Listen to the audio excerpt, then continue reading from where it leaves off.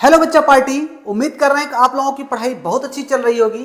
जैसा कि सभी बच्चे जानते हैं कि मैं करा रहा हूं आप लोगों को 2025 के नीट के बच्चों के लिए नीट का पीवाईक्यू डिटेल्ड कॉन्सेप्ट के साथ। डिटेल्ड कॉन्सेप्ट का मतलब ये है बच्चों, जिसमें हम लोग पहले लेक्चर में हमेशा की तरह पहले पढ़ते हैं फॉर्मूला, जितने भी फॉर्मूले उस चैप्टर में यूज होने वाले हैं, उसके बाद हम करते हैं पीवाईक्यू। आज बच्चों हम लोगों का ये लॉ ऑफ मोशन का पार्ट नंबर 2 है। इसका मतलब आज इसमें हम फॉर्मूला पढ़ने वाले नहीं हैं। हम लोग पहले लेक्चर में फॉर्मूला इसका कर चुके हैं, और जो बच्चे फॉर्मूला ना देखे हों वो बच्चे वहां से फॉर्मूला देख सकते हैं। यानी कि पहले लेक्चर को देख लें, आपका फॉर्मूला पूरा क्लियर हो जाएगा और पूरा स्टार्टिंग के क्वेश्चंस भी आपको क्लियर हो जाएंगे। तो बच्चों आज के लेक्चर में केवल और केवल हम लोग न्यूमेरिकल करेंगे और जैसे जैसे फॉर्मूले आएंगे उनको डिस्कस करेंगे। यानी एक्स्ट्रा कोई फॉर्मूला हम करने वाले नहीं हैं, यानी कि स्टार्टिंग में कोई फॉर्मूला नहीं करेंगे। तो बच्चों चलिए स्टार्ट करते हैं आज का लेक्चर, और इसमें देखते हैं किस टाइप का क्वेश्चन होगा। जैसा कि सभी बच्चे जानते हैं कि चैप्टर है ये लॉ ऑफ मोशन, पीवाईक्यू का है, डिटेल्ड कॉन्सेप्ट के साथ। ये हमारा पार्ट नंबर 2 है। तो आज का लेक्चर क्या है और कैसे क्वेश्चंस हैं इसको समझेंगे बच्चों। तो पहला जो क्वेश्चन है उसको देखते हैं। अब इस क्वेश्चन को ध्यान से पढ़िए आप लोग और ध्यान समझिए। अगर कोई बच्चा खुद से करना चाहता है क्वेश्चन, तो वीडियो को पॉज करे, खुद से लगाए, फिर उसके बाद देखिए क्या उसका सॉल्यूशन मैच कर रहा है या नहीं कर रहा है, या उसने सही किया या गलत किया है, तो उसको पता चल जाएगा। बाकी बच्चे समझने वाले समझ सकते हैं क्या है इसमें। देखिए कह रहे हैं कि a conveyor belt is moving at a constant speed of 2 metre पर सेकंड। यानी कि स्पीड दे रखा बच्चों 2 मीटर पर सेकंड, यानी स्टार्टिंग की स्पीड दे रखा u। और उसके आगे कह रहे हैं कि अ box is gently dropped on it. उसके ऊपर कोई एक बॉक्स गिराया जाता है कन्वेयर बेल्ट के ऊपर। The coefficient of friction between them is 0.5, यानी जो कोफिशिएंट ऑफ फ्रिक्शन है वो कितना है, 0.5 है आपका। फिर आगे कह रहे हैं the distance that the box will move relative to belt before coming to rest. यानी कि आपसे पूछ रहे हैं कि relative to belt before coming to rest, यानी कि रेस्ट में आने से पहले कितना डिस्टेंस वो चलेगा। रेस्ट में आने से पहले कितना डिस्टेंस चलेगा, मतलब आपसे पूछा जा रहा है एस की वैल्यू। क्या पूछा जा रहा है आपसे? एस की वैल्यू बच्चों पूछा जा रहा है। अच्छा, आपको दिया क्या गया है, कहने कन्वेयर बेल्ट है जिसकी स्पीड, यानी कि इनिशियल स्पीड आपको दे रखी है कितनी, 2 मीटर पर सेकंड। यानी बाद में रेस्ट में आएगा तो v की वैल्यू क्या होगी आपके पास, 0। भैया ऑब्वियसली अगर कोई चीज रेस्ट से स्टार्ट होती है तो फाइनल वेलोसिटी मिलती है। अब कोई चीज रेस्ट में है नहीं, वो चल रही है, बाद में रेस्ट में आएगी तो मतलब कि फाइनल वेलोसिटी आपको मिलेगी 0। अब कह रहे हैं कि g की वैल्यू आपको दे रखा है 10 मीटर पर सेकंड स्क्वायर, ये दे रखा है, ठीक है। अब बात समझिए। अब सोचिए कि अगर बेल्ट मूव कर रही है, उसके ऊपर बॉक्स जब गिरेगा तो वो रुक रुक के चलेगा, यानी कि रिटार्डेशन जनरेट होगा, यानी कि हमको एक्सेलरेशन के बजाय रिटार्डेशन मिलने वाला है। तो पहले तो हम एक्सेलरेशन निकालेंगे, बाद में उसका रिटार्डेशन के फॉर्म में यूज करेंगे। देखिए कैसे बच्चों, आपसे जो पूछा गया जो डेटा है, आपको चाहिए s। अगर s चाहिए तो आपको पता होना चाहिए कि फॉर्मूला आपका एक बनता है v square equal to u square plus 2as, ठीक है। इसका मतलब v आपका 0 है, u आपको पता है, s निकालना है, यानी काम जो हम करेंगे एक्सेलरेशन के लिए। अब बताइए अगर कभी भी कन्वेयर बेल्ट चल रहा है, आपको पता होगा कि जब उसके ऊपर बॉक्स गिरेगा। अब सोचिए कि मैं अगर आपको डायग्राम के थ्रू बताने की कोशिश करूं, मान लो कन्वेयर बेल्ट कुछ ऐसे है सपोज दैट, और इसके ऊपर कोई बॉक्स आके गिर जाता है, इसके ऊपर कोई बॉक्स गिरता है, ये बॉक्स।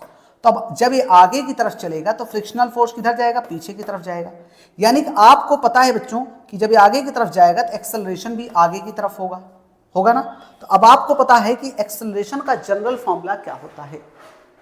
अगर फ्रिक्शनल फोर्स की बात करें तो फ्रिक्शनल फोर्स का फॉर्मूला क्या होता है, फोर्स का जैसे फॉर्मूला लगाते हैं वैसे फ्रिक्शनल फोर्स का लगाएंगे F।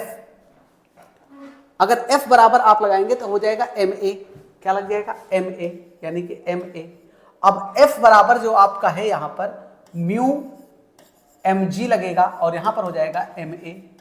बच्चों m से m कट जाएगा तो a क्या बचेगा आपका, म्यू g। क्या बचेगा, म्यू g। और आपको म्यू की वैल्यू गिवन है, म्यू की वैल्यू कितनी दे रखी है, 0.5 दे रखा है। वैसे भी कोफिशिएंट ऑफ फ्रिक्शन की कोई यूनिट नहीं होती है। अब वैल्यू पुट करते हैं, पहले एक्सेलरेशन पता करते हैं। a इक्वल टू क्या होगा बच्चों, म्यू की वैल्यू 0.5 और g की वैल्यू आपको दे रखा है 10।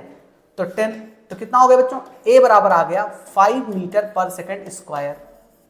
लेकिन हमको पता है कि हमको चाहिए रिटार्डेशन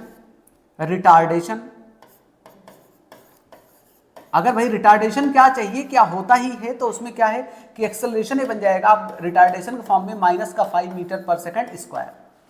अब आपको जो वैल्यू चाहिए उस पर आप जिक्र करिए। आपको चाहिए एस, तो फॉर्मूला लगाएंगे v square minus u square equal to 2as।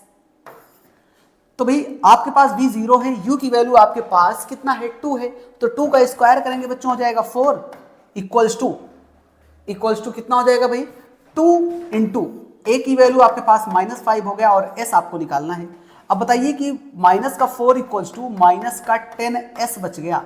आप यहां से माइनस को उड़ा दीजिए तो s बराबर हो जाएगा 4/10। 4/10 का मतलब है कि s बराबर हो जाएगा बच्चों 0.4 मीटर, यानी कि जो चल रहा है, यानी कि रेस्ट में आने से पहले वो कम से कम 0.4 मीटर चलेगा। 0.4 मीटर वो चलेगा, यानी कि आपका ऑप्शन कौन सा करेक्ट होगा, ए ऑप्शन करेक्ट होगा। यानी कि चलने से मतलब रुकने से पहले वो 0.4 मीटर तक चलेगा। ठीक है, स्क्रीनशॉट ले लीजिए। आते हैं नेक्स्ट क्वेश्चन की तरफ, फटाफट स्क्रीनशॉट ले लें सभी बच्चे।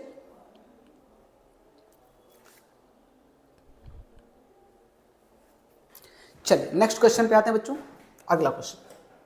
अब अगले क्वेश्चन को पढ़ते हैं, पहले ध्यान से समझिएगा। करें कि the coefficient of static friction mu s between the block of A block of mass 2 kg, A का मास 2 kg है, and the table as shown in the figure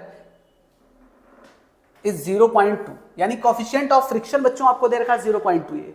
ठीक है, आगे भी मैं लिख लूंगा what would be the maximum mass value of the block B, यानी ब्लॉक बी का मैक्सिमम मास वैल्यू क्या होगा, so that the 2 blocks do not move, यानी कि दोनों ब्लॉक मूव ना करें। मतलब कि बी का कितना मास हो कि ताकि दोनों ब्लॉक मूव ना करें।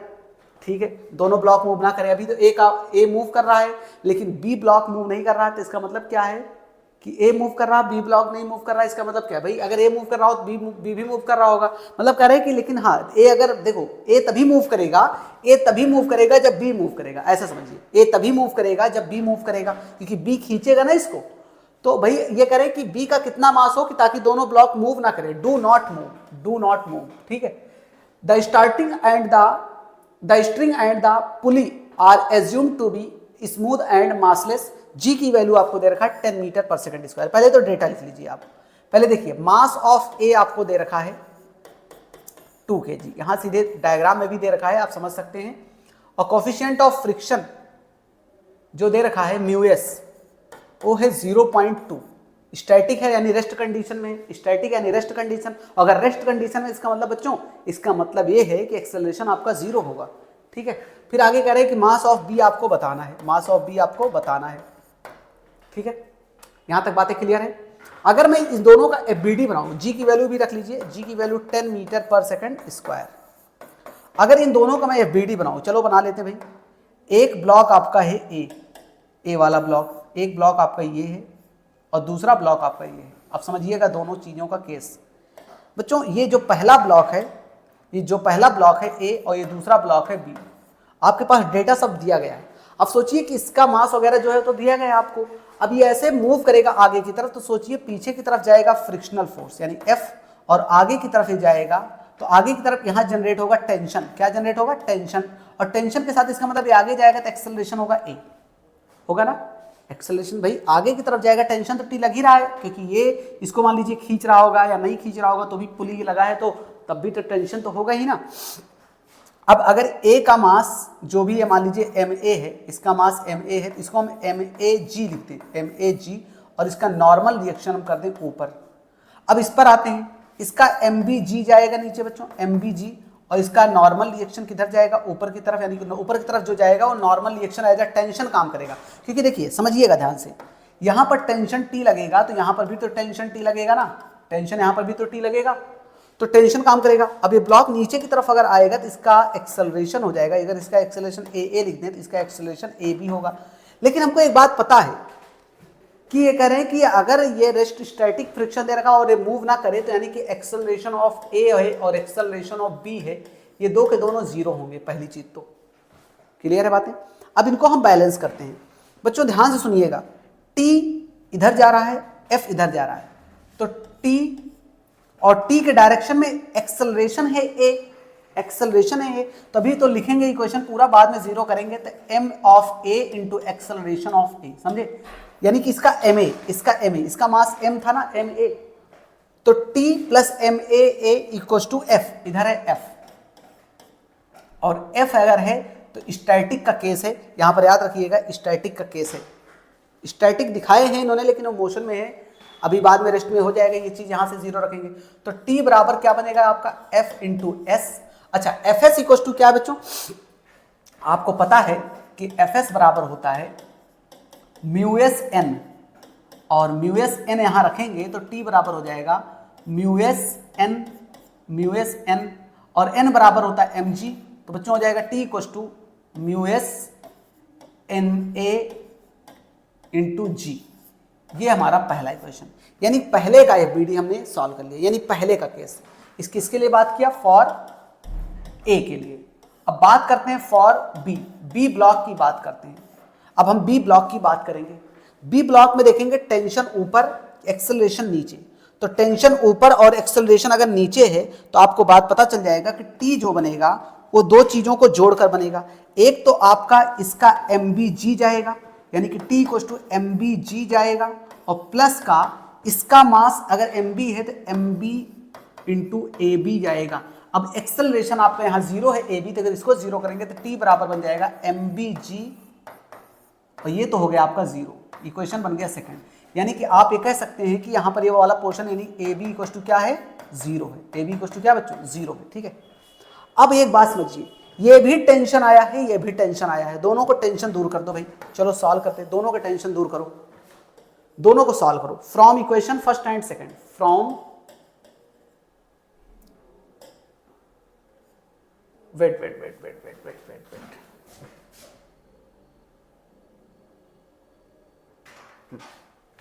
क्या लिखा, फ्रॉम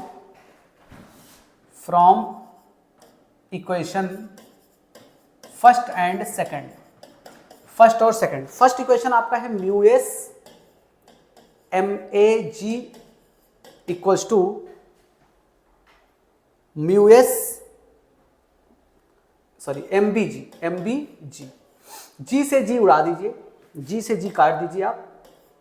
आपको एम बी चाहिए था ना, तो आपको मास ऑफ बी चाहिए था ना, मास ऑफ बी आपको चाहिए था। अब रख लीजिए वैल्यू, म्यू एस आपके पास बचा, म्यू एस की वैल्यू आपके पास है 0.2, ठीक है 0.2, ओके। उसके बाद जी कितना बच्चों आपके पास, जी आपके पास है 10। तो सॉल्व करेंगे, मास ऑफ बी भी कितना आएगा, मास ऑफ बी भी आएगा 2 kg, यानी कि दोनों का मास सेम हो। अगर ये 2 किलोग्राम का तो ये भी 2 किलोग्राम का हो तो स्लाइड नहीं करेगा, मिनिमम मास मतलब इतना आना चाहिए, 2 किलोग्राम आएगा बच्चों, वैसे तो 2 किलोग्राम आएगा, ठीक है। आप इसको देख सकते हैं, आपका आंसर जो आ रहा है मैच करा लीजिए आप, आपका ऑप्शन जो है ए ऑप्शन करेक्ट है, ठीक है, ए ऑप्शन आपका करेक्ट है, ठीक है। फटाफट चेक कर लीजिए आपका जो ऑप्शन है 0.1 minute, mu s m a कितना है भाई, हमने जी की वैल्यू रख दिया क्या, सॉरी ड्रॉबैक्स यहाँ पर ये है, यहाँ पर आपको एम ए कितना है बच्चों, अगर आपने रखा वैल्यू आप चेक करिए कि म्यू एस रखा हमने कितना 0.2 और मास ऑफ ए है 0.2, मतलब कि म्यू एस 0.2 था। इसको पूरा सॉल्व करते हैं, वेट, हाँ म्यू एस आपके पास है 0.2 और एम ए है आपका 2, तो 0.4 आएगा भाई, 0.4 kg आएगा, 0.4 kg आएगा, यानी कि डी ऑप्शन करेक्ट होगा, इसका आपका डी ऑप्शन करेक्ट होगा, डी ऑप्शन। वो मुझे लगा कि वहाँ पर जी की वैल्यू रखनी है, यहाँ मेरे दिमाग में जी चल रहा था, तो यहाँ पर आपको म्यू एस और एम ए की वैल्यू रखनी है। चलिए इसका भी स्क्रीनशॉट ले लीजिए, नेक्स्ट क्वेश्चन की तरफ आते हैं फिर।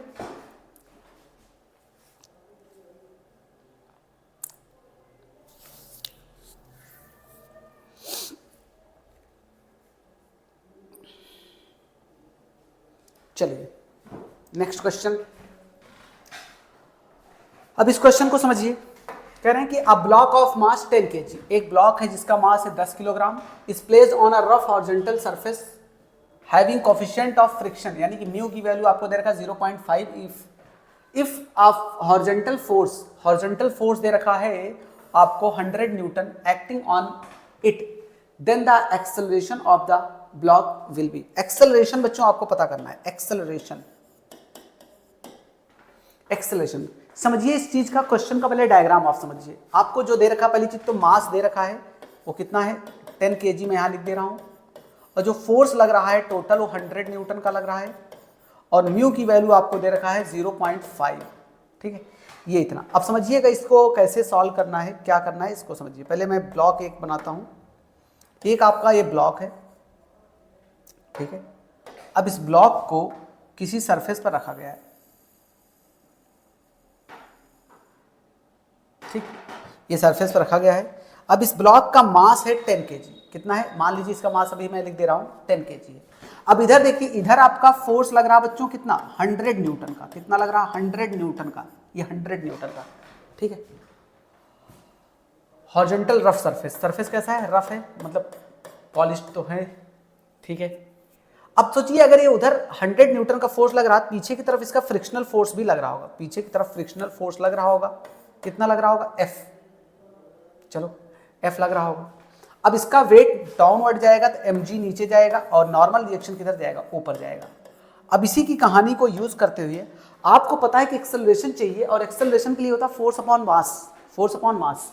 यानी कि आपको नेट फोर्स जो बच रहा है एक्स्ट्रा, उसको यूज करना है, उसका काम करना है पहले।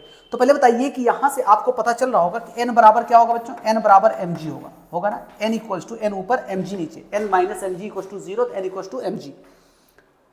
अब फोर्स लगाया जा रहा, तो फॉर्मूला बताइए कि इधर 100 न्यूटन का फोर्स है, इधर F है, यानी कि F इक्वल्स टू कितना हो जाएगा, अगर आप इसको फोर्स लगा के खींच रहे हैं तो एक्सेलरेट भी हो रहा होगा, और वही एक्सेलरेशन आपको पता करना है, वही एक्सेलरेशन आपको पता करना है। चलिए एक्सेलरेशन जो पता करना उसको सॉल्व करते हैं। अब बताइए कि पहले तो आपको करना पड़ेगा कि जो फ्रिक्शनल फोर्स है, जो फ्रिक्शनल फोर्स है, फ्रिक्शनल फोर्स आपको पता है कि वो है एफ के, इसको मैं के मान लेता हूं, काइनेटिक के फॉर्म में ना, तो इसको के में मान लेता हूं, ठीक है। फ्रिक्शनल फोर्स कितना है, एफ के। अब आपको पता है कि जो जो दोनों फोर्स है, इधर के फोर्स को इधर के फोर्स को बैलेंस करना है, तो चलिए बैलेंस करते हैं। अब बताइए कि आपके पास क्या बचेगा, एफ के इक्वल टू होता है म्यू के एन, म्यू के एन होता है ना, म्यू के एन, और एन बराबर आपके पास एम जी है, यहाँ पर आपका एफ के है, एफ एस नहीं है, एफ के है बच्चों, एफ के है। एफ एस मतलब हो जाएगा स्टैटिक का फॉर्म हो जाएगा ना, एफ एस का मतलब हो जाएगा स्टैटिक फॉर्म। तो एफ के इक्वल टू म्यू के एन, तो एफ के बराबर हो जाएगा बच्चों म्यू के एन बराबर हो जाएगा आपका एम जी, एन बराबर क्या हो जाएगा, एम जी। अब यहां से वैल्यू पुट करिए, आपको म्यू के पता है, म्यू के मतलब ये म्यू जो आपके पास है, म्यू के पता है, एम पता है, और जी आपको रखना है खुद से। तो चलिए पहले इसको रखते हैं, सॉल्व करते हैं। तो एफ के कितना है बच्चों, एफ के आपका जो निकल के आएगा, म्यू के की वैल्यू आपके पास है 0.5, 0.5 देख लीजिए, इस पे भी दे रखा है। m की वैल्यू आपके पास है कितना, 10, और g की वैल्यू भी आप रख लीजिए कितना, 10, g की वैल्यू भी आप रख लीजिए कितना, 10। कितना हो जाएगा, 10 इंटू 10 100, 100 इंटू 0.5 करेंगे तो यानी 50, कितना आया, 50 न्यूटन। अब मुझे एक बात बताइए बच्चों, अगर आप नेट फोर्स निकालेंगे, देन नेट फोर्स जो निकालेंगे, नेट फोर्स जो निकालेंगे आप, जिसको मैं एफ डैश मान लेता हूं, आप कहेंगे सर इधर F 100 लग रहा था, इधर 50, यानी ये सॉल्व होके आपका 50 न्यूटन आया ना, ये आपका 50 न्यूटन आया, ये इधर आया आपका 100, तो 100 में से 50 माइनस कर दो भैया, तो F बराबर कितना आ जाएगा, 50 न्यूटन ही बचेगा।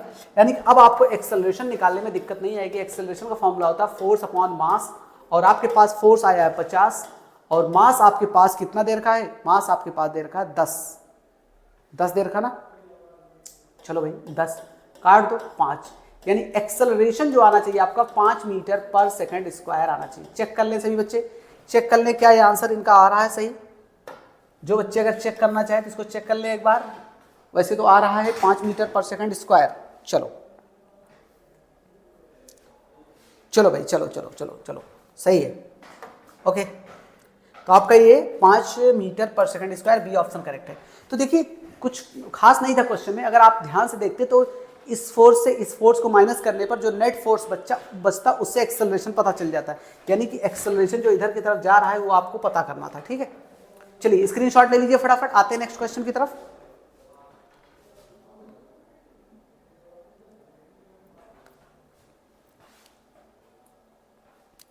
चलिए नेक्स्ट क्वेश्चन, अब ये क्वेश्चन देखिए, इसको क्वेश्चन को लॉजिकली किया जा सकता है, कोई जरूरी नहीं कि आप बहुत लंबा चौड़ा डिराइव करें। इसका एक फॉर्मूला मैं आपको बता दे रहा हूँ, हर क्वेश्चन पे लगेगा वो फॉर्मूला, आप हमेशा लगाइएगा, वो हमेशा लगेगा। लेकिन पहले क्वेश्चन को आप पढ़िए, देखिए क्या कहते हैं। A highly uniform chain lies on a horizontal table top if the coefficient of friction between the chain and the table is 0.25, यानी कि म्यू की वैल्यू 0.25 दे रखा है, then maximum fraction of the length of the chain that can hang over the edge of the table। मान लो बच्चों कि अगर आपके पास टोटल लेंथ आपके पास L है और उसका X पार्ट नीचे हैंग कर रहा है, पहले तो इसको आप लोगों को लिखना पड़ेगा कि let total length of chain, total length of chain L and hanging part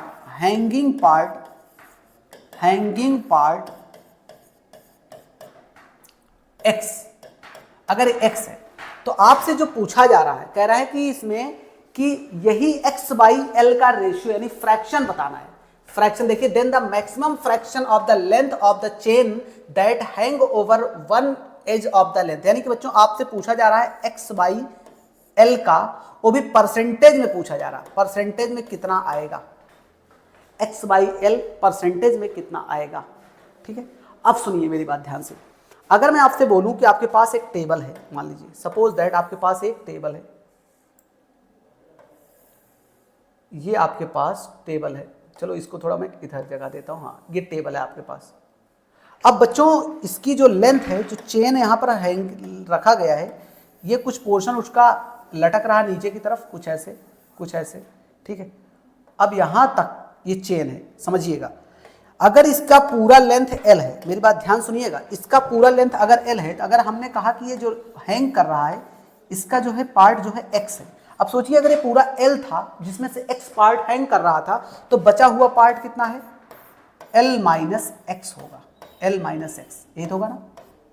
अब अगर इसका मास m रहा होगा, तो मास उसका अगर हम मान लेके m है, तो उसके लिए डेरिवेशन आपको करना पड़ेगा। लेकिन मैं आपको बता दूं सीधा सीधा, कभी भी अगर आपको फॉर्मूला निकालना हो, मान लीजिए कि अभी मैं पहले ही बता रहा हूं कि वो हैंगिंग पोर्शन अगर कभी आपको निकालना हो, हैंगिंग पोर्शन, आपको ये सब डेटा दे रखा हो, कोएफिशिएंट ऑफ फ्रिक्शन, हमेशा कभी भी कोई भी क्वेश्चन इससे रिलेटेड आ जाए ऐसे ही, तो डायरेक्ट आप कर सकते हैं कि x का फॉर्मूला, आपको कभी भी x निकालना हो तो x का फॉर्मूला, जैसे ये देखिए ये हैंगिंग पोर्शन है, ये हैंगिंग पोर्शन है, तो हैंगिंग पोर्शन में आप देखिए कोएफिशिएंट ऑफ फ्रिक्शन भी होगा, इसके नीचे कोएफिशिएंट ऑफ फ्रिक्शन भी होगा ना, कोएफिशिएंट ऑफ फ्रिक्शन। तो म्यू कोएफिशिएंट ऑफ इसका फ्रिक्शन है, mu L upon mu plus 1 सीधा। अगर आपको x पता करना है तो मैं यहां पर इसको ब्रैकेट में क्लोज कर दे रहा हूं ताकि आपको ये फॉर्मूला याद रहे। अगर कभी आपको x की वैल्यू यानी हैंगिंग पार्ट केवल निकालना है तब आप इसको निकालेंगे, लेकिन यहां पर इसने पूछा है कि हैंगिंग पार्ट का फ्रैक्शन का परसेंटेज बताना है, क्योंकि यहाँ परसेंटेज दिया गया है। तो बच्चों कुछ नहीं करना है, आपके लिए काम तो बहुत ही आसान है। आप देखेंगे आपको म्यू दे रखा था, देखिए यहाँ पर आपको म्यू दे रखा था, कितना दे रखा था म्यू, मैं यहाँ लिख दे रहा हूँ 0.25 दे रखा था, ठीक है। अगर आप सोचिए कि आप इसी को यूज करिए, आप यूज करिए तो x अपॉन एल चाहिए था आपको, x अपॉन एल चाहिए था, तो आप करेंगे x upon L equal to क्या बचेगा, म्यू अपॉन म्यू प्लस 1, ठीक है। अब आपको ये परसेंटेज में चाहिए, तो करेंगे क्या कि x बाई एल इंटू 100%, आपको ये वैल्यू चाहिए बच्चों, तो mu upon mu plus 1 into 100% में आ जाएगा। तो चलिए म्यू की वैल्यू कितनी है, देखिए ये डायरेक्ट फॉर्मूला है, बहुत ज़्यादा आपको डिराइव करने की जरूरत ही नहीं है, फालतू परेशान होने की कोई जरूरत नहीं है। म्यू की वैल्यू आप रखिए 0.25 अपॉन 0.25 इंटू 100। अब देखिए 0.25 प्लस 1 इंटू 100, ठीक है। अब बताइए ऊपर का पोर्शन 0.25 है, नीचे का पोर्शन 1.25 है, इंटू 100 है, यही तो है। पॉइंट से पॉइंट रिमूव करो भाई, पॉइंट से पॉइंट, यहाँ से पॉइंट हटा दो, यहाँ से पॉइंट हटा दो। 25 का टेबल जाएगा कितना, 5 बार, 25 पंचे 125, 5 का कटेगा तो 20। यानी बच्चों को जो आपका परसेंटेज आया, यानी x बाई एल इंटू 100 का जो परसेंटेज आया आपका, वो आया आपका कितना 20% आया। क्या आपके ऑप्शन में है कोई, आप चेक कर सकते हैं आपके ऑप्शन में। तो आप देखिए मैंने आपको बताया कि इस टाइप के क्वेश्चन में क्या करना था। पहले तो आंसर चेक करते हैं, हाँ है आपके ऑप्शन में ए ऑप्शन। अब सुनिए मैं फिर बता रहा हूं आपको, अगर आपसे केवल हैंगिंग पोर्शन कभी पूछ लिया जाए तो भी ये फॉर्मूला काम करेगा, और अगर इसने परसेंटेज पूछ लिया है तो भी ये काम कर रहा है। तो दोनों के लिए काम है, तो आप इसको स्टार बना लीजिएगा, कभी भी कहीं नोट्स में आप लिख लीजिएगा कि इस तरीके के क्वेश्चन में अप्लाई होता है। ठीक है, चलिए क्वेश्चन स्क्रीनशॉट ले लीजिए, आते हैं नेक्स्ट क्वेश्चन की तरफ।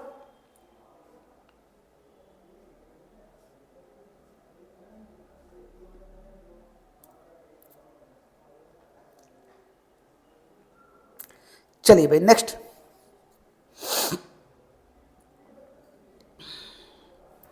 चलो भाई अगला क्वेश्चन आते हैं।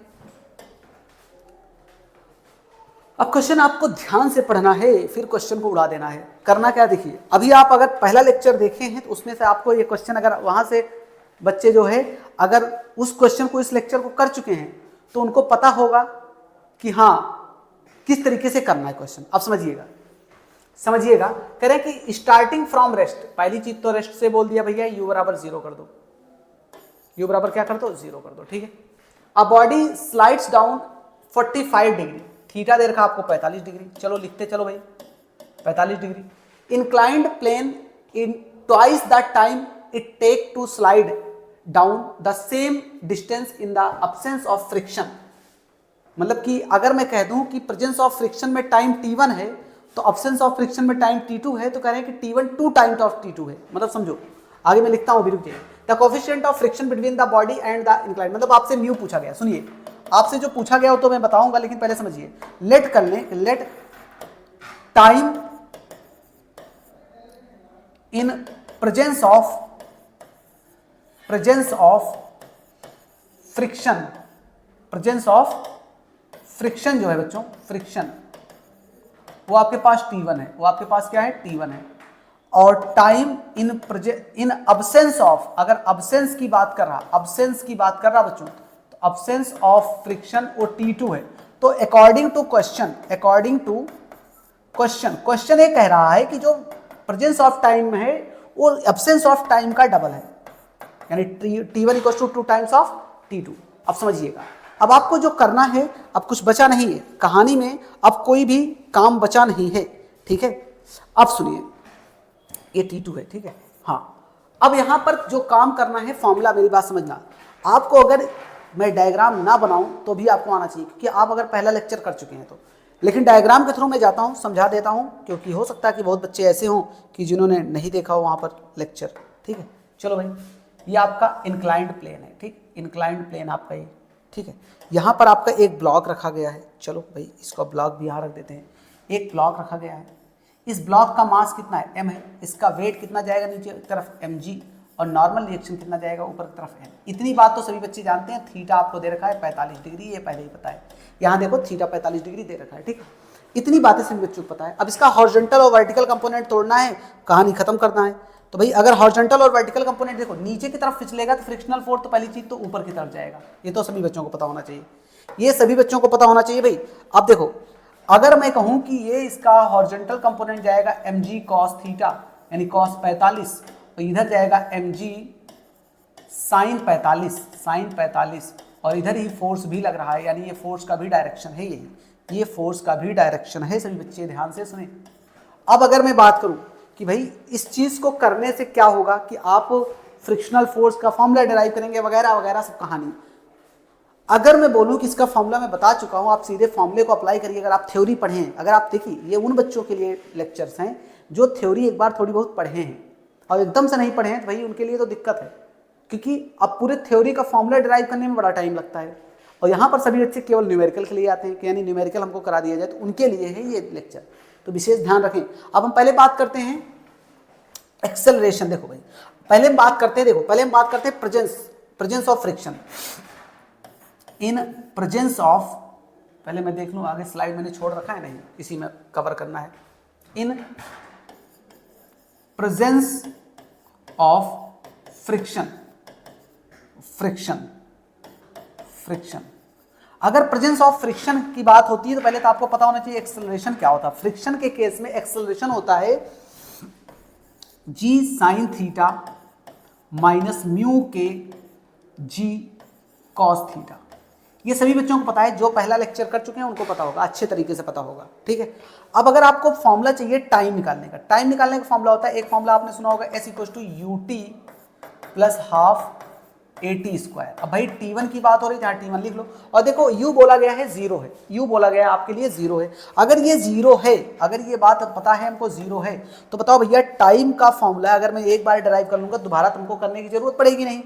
तो मैं कहूंगा, हाँ मैं ये कहूंगा कि भैया यहाँ से टाइम जो निकालोगे T1, ये क्रॉस मल्टीप्लाई होगा 2s हो जाएगा, नीचे हो जाएगा a, नीचे हो जाएगा a, अरे होगा ना। अब T1 निकाला है तो T1 बराबर आपके पास क्या बनेगा भैया, under root 2s upon a की जगह पे आप रख दो, चलो पहले इसको थोड़ा सा बड़ा कर लें, हाँ तो ये 2s अपॉन a की जगह पे आपका जाएगा कितना, ये formula g sine theta minus mu के जी कॉस थीटा, ये इक्वेशन फर्स्ट है। अच्छा मान लो सपोज दैट ये आपके पास है T1 पता चल गया, तो T2 में क्या दिक्कत है भैया। अगर हम बात करें इन absence of friction, absence of friction की जब मैं बात करूंगा तो भाई हमको पता है कि म्यू के की वैल्यू 0 हो जाएगी। अगर म्यू के की वैल्यू 0 होगी तो यानी कि a मिलेगा हमको जी साइन थीटा। अगर ए जी साइन थीटा मिलेगा बच्चों, तो आप बोलेंगे कि सर हमारे पास टाइम जो निकलेगा T2 वो निकलेगा under root 2s upon a के जगह पे जी साइन थीटा। क्यों जी साइन थीटा, क्योंकि फॉर्मूला तो यही बन के आएगा, चाहे आप T1 के लिए बनाइए चाहे T2 के लिए, ये तो इतना तो आएगा ना, आपको केवल 2s तो वही रखना है, बाकी जी साइन थीटा वही रखना है। अब देखो क्वेश्चन जो बोला गया था, देखो ये क्वेश्चन जो बोला था आपसे, अब देखिए यहां पर आपको नजर दौड़ानी है थोड़ा, ये चीज जो बोला था अब इसका यूज अब आया। T1 बोला गया था T2, 2 times of T2, T1 बोला गया था 2 टाइम्स ऑफ T2, तो रख लो भैया T1 आपके पास इतना है, कितना है 2s अपॉन अंडर रूट, पूरे का अंडर रूट है ना, ठीक है, 2s अपॉन जी साइन थीटा माइनस म्यू के जी कॉस थीटा, रूट का है तो भाई रूट लगा दो, ठीक है।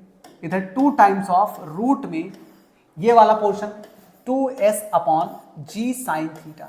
अब मेरी बात सुनिएगा, स्क्वायरिंग दोनों तरफ कर लीजिए, बस स्क्वायरिंग बोथ साइड, चलो भाई लिख देते हैं यहीं पर, दूसरे कलर का यूज कर लेते हैं, स्क्वायरिंग बोथ साइड। भैया दोनों तरफ स्क्वायरिंग करना है आपको और कुछ नहीं करना है। अब सुनिएगा, जब स्क्वायरिंग, देखिए क्वेश्चन थोड़ा सा बड़ा है, कैलकुलेशन वाला है, तो इसलिए घबराने की कोई बात नहीं है। 2s तो 2s रह जाएगा, जी साइन थीटा माइनस म्यू के जी कॉस थीटा बराबर 2 का स्क्वायर 4 इंटू 2s अपॉन जी साइन थीटा। देखिए ये दोनों तो खत्म हो गए, क्रॉस मल्टीप्लाई कराएंगे तो 4g साइन थीटा माइनस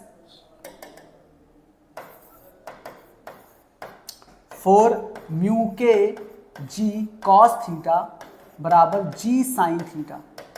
अब बताइए ये इधर आएगा तो हो जाएगा 3g साइन थीटा, माइनस हो जाएगा ना भैया, इधर देखिए 4g साइन थीटा, इधर 4g है तो 4 में से 1 आएगा तो माइनस हो जाएगा, और इधर जाएगा तो बन जाएगा माइनस का, उधर जाके प्लस का हो जाएगा 4 म्यू के जी कॉस थीटा। अब उड़ा दीजिए, जी से जी कट गया ना आपका, साइन इसके नीचे आ जाएगा कॉस, यानी कि 3/4। देखिए आपका जो म्यू के बनेगा 3/4, साइन के नीचे कॉस आएगा तो साइन अपॉन कॉस हो जाएगा tan, और tan 45, थीटा की वैल्यू कितना रखेंगे 1, tan थीटा बनेगा ना, चलो लिख देते हैं एक बार भाई, नहीं कंफ्यूजन हो जाएगा बहुत बच्चों को। तो म्यू के बराबर आपको पता है कि tan 45 की वैल्यू कितनी होती है, tan 45 की वैल्यू सभी बच्चों को पता होना चाहिए कि tan 45 की वैल्यू होती है 1। अगर ये 1 हो गया तो 3/4 0.75 आपका आएगा, यानी करेक्ट ऑप्शन जो है आप तो मिला सकते हैं अब ना, अब तो भैया नहीं ला सकते हैं, आपको इतना काम करना पड़ गया भाई, इतना ज़्यादा काम करना पड़ गया इसमें। अब बच्चे सोच रहे होंगे सर इतना खतरनाक क्वेश्चन देखने में छोटा था लेकिन कैलकुलेटिव था, आपको इतना कैलकुलेशन करना था। अगर आप सोचिए कि इसमें कोई ट्रिक वगैरह लगाएं तो आप भैया सीधे सीधे ये फॉर्मूला याद रखिए, ये स्टैंडर्ड फॉर्मूला आपके लिए बन सकता है। लेकिन शर्त ये है कि कंडीशन ये दे रखा हो। अगर ये शर्त नहीं है, अगर देखो ये शर्त, ये कंडीशन ना दे रखा हो कि T1 और T1 2 गुना है T2 के, तब तो भैया आपके लिए दिक्कत हो जाएगा। इसलिए थोड़ा सा सावधान रहिएगा ऐसे क्वेश्चन से, ठीक है। मुझे तो जहां तक भाई समझ में आ रहा कि ये पूरा प्रोसेस यही है, ठीक। कर लो, स्क्रीनशॉट ले लो भाई।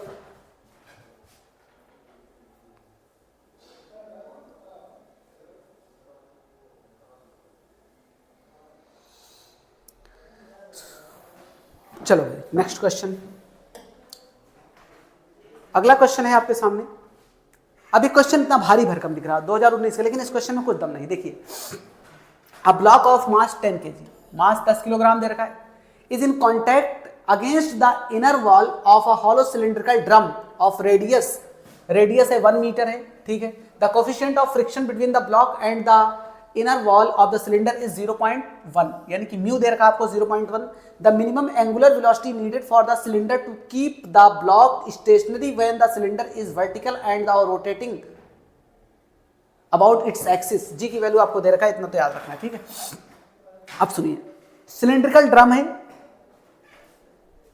ड्रम है, ब्लॉक उसके किनारे किनारे ऐसे घूम रहा है, जैसे मैंने बताया था डेथ वेल वाला कंडीशन। अब आप सोचिए, आपको अगर मैं डायग्राम के थ्रू जाऊं तो उसको कैसे समझेंगे आप, उस चीज को समझिए पहले, ठीक। अब देखिए, पहले तो आपको डेटा जो दे रखा पहले उसको लिख देते हैं। मैं एम दे रखा आपको 10 kg, पहले डेटा में लिख देता हूं इसलिए क्योंकि डेटा नहीं बाद में ढूंढने में बड़ी दिक्कत हो जाती है। आर की वैल्यू है 1 मीटर, आपको म्यू दे रखा है 0.1, जी की वैल्यू आपको दे रखा है 10 मीटर पर सेकंड स्क्वायर। ये इतना डेटा आपको दे रखा है, इसके अलावा तो कुछ दे नहीं रखा है भाई। चलो अब डायग्राम समझते हैं। भाई आपके पास एक इस टाइप का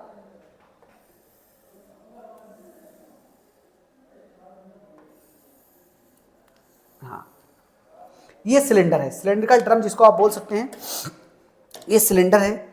अब ये क्या कर रहा है कि जो भी ब्लॉक है ये घूम रहा है किसी, अब भाई घूमेगा तो उसकी एंगुलर वेलोसिटी क्या होगी, ओमेगा होगी, ये तो पता है ना सभी को। घूमेगा तो एंगुलर वेलोसिटी क्या होगी, ओमेगा होगी। अब इससे चिपक के चल रहा होगा, इससे चिपक के, और जो ब्लॉक है ऐसे इससे चिपका हुआ है, ये ब्लॉक है। अब ये ब्लॉक है, इसका वेट देखो भाई, चिपका हुआ यहाँ पर है, लेकिन आपको पता है कि नॉर्मल रिएक्शन बाहर की तरफ लग रहा है ना, नॉर्मल रिएक्शन, और वेट आपका mg नीचे की तरफ जा रहा होगा, इतना तो पता है। अब भाई इससे चिपक के चल रहा होगा तो आपका फ्रिक्शनल फोर्स जो लगेगा F लगेगा, फ्रिक्शनल फोर्स क्या लगेगा, F लगेगा। आपको अब कुछ करना ही नहीं है, अगर कोफिशिएंट ऑफ फ्रिक्शन की बात करते हैं तो आपको पता है कि F के इक्वल टू क्या होता है, म्यू के n, और F के बराबर होता है, देखो F बराबर आपको पता है कि F की वैल्यू जो होगी वो mg, देखिए इक्वल तो नहीं होगा लेकिन मैं इक्वल लिख रहा हूं क्योंकि बाद में हमको कैलकुलेशन उसी के इक्वल का फॉर्म में करना है। F बराबर mg, मैं इसको लिख रहा हूं, पहले ये समझिए। आपके पास जो F बराबर क्या है वो mg है, F बराबर mg है। अगर F बराबर mg है तो F के बराबर क्या होता है, म्यू के n होता है, म्यू के n यानी काइनेटिक फ्रिक्शन है ना, ये आपके पास काइनेटिक फ्रिक्शन है, कोफिशिएंट ऑफ काइनेटिक फ्रिक्शन की बात कर रहे हैं बच्चों, कोफिशिएंट ऑफ काइनेटिक फ्रिक्शन। तो म्यू के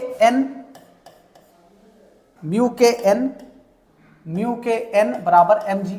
अब हमको पता है कि जब ये फोर्स लग रहा है, नॉर्मल रिएक्शन वाला जो फोर्स लग रहा है वो क्या लगेगा, वो लगेगा mr ओमेगा स्क्वायर वाला, mr omega square, angular velocity लगेगा, यानी जो कांटेक्ट फोर्स है भाई, अब ये घूम रहा ना तो कांटेक्ट फोर्स मतलब एंगुलर वेलोसिटी वाला लगेगा, सेंट्रीपिटल फोर्स लगेगा। अगर ये वैल्यू मैं यहां रख दूं तो म्यू के n बराबर क्या हो जाएगा, म्यू के n की जगह पे mr ओमेगा स्क्वायर बनेगा, और यहां पर हो जाएगा आपका mg, तो m से m खत्म हो जाएगा। आपको ओमेगा चाहिए था ना, आपको क्या चाहिए था, आपको चाहिए था द मिनिमम एंगुलर वेलोसिटी। हाँ देखिए मैंने इसको हाईलाइट नहीं किया, एंगुलर वेलोसिटी यानी ओमेगा आपको चाहिए।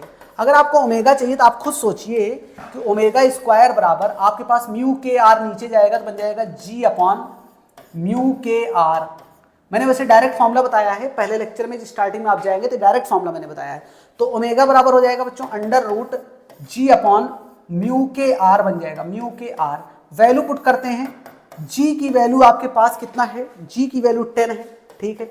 म्यू के की वैल्यू बच्चों आपके पास 0.1 है, ओके 0.1, और r की वैल्यू 1 है, पॉइंट हटेगा 0 बढ़ेगा, 100 बन गया, नीचे तो भाई सब खत्म हो गया ना कहानी। देखिए ये जो पॉइंट था डेसिमल गया, 100 बन गया, तो 100 का स्क्वायर रूट 10 आएगा, 10 रेडियन पर सेकंड, 10 रेडियन पर सेकंड आएगा, रेडियन पर सेकंड, 10 रेडियन पर सेकंड आएगा, ठीक है। ये आएगा आपका 10 रेडियन पर सेकंड, यानी कि आपका डी ऑप्शन करेक्ट है, ठीक है, डी ऑप्शन आपका करेक्ट है। ओके, आपका डी ऑप्शन बच्चों करेक्ट है, 10 रेडियन। मतलब आप समझिए कि अगर किसी बच्चे को फॉर्मूला नहीं भी पता है तो इतना तो डिटेल में कॉन्सेप्ट बताने के बाद तो फॉर्मूला थ्योरी क्लियर हो ही जाना चाहिए। अदरवाइज क्या करते हैं, हम अभी डायरेक्ट फॉर्मूला अप्लाई करते, वैल्यू पुट करते, सॉल्व करके निकल लेते। लेकिन मुझे पता है कि बहुत से ऐसे बच्चे होंगे कि जो फॉर्मूला प्रिपेयर नहीं किए होंगे, पढ़े नहीं होंगे ज़्यादा, तो उनके लिए है कि वो भी इतना प्रिपेयर कर सकते हैं, ठीक है। चलिए स्क्रीनशॉट ले लीजिए, आते हैं नेक्स्ट क्वेश्चन की तरफ।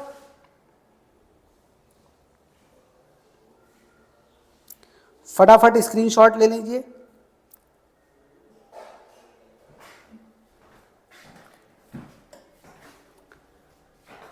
देखिए अब इसमें क्वेश्चन में क्या है, इस क्वेश्चन में बच्चे बड़े कंफ्यूज हो जाएंगे। इसमें कंफ्यूजन इसलिए होगी क्योंकि वो फॉर्मूला लगा के आएंगे, दिक्कत करेगा जहां पर। देखिए मैं बताता हूं करना क्या है।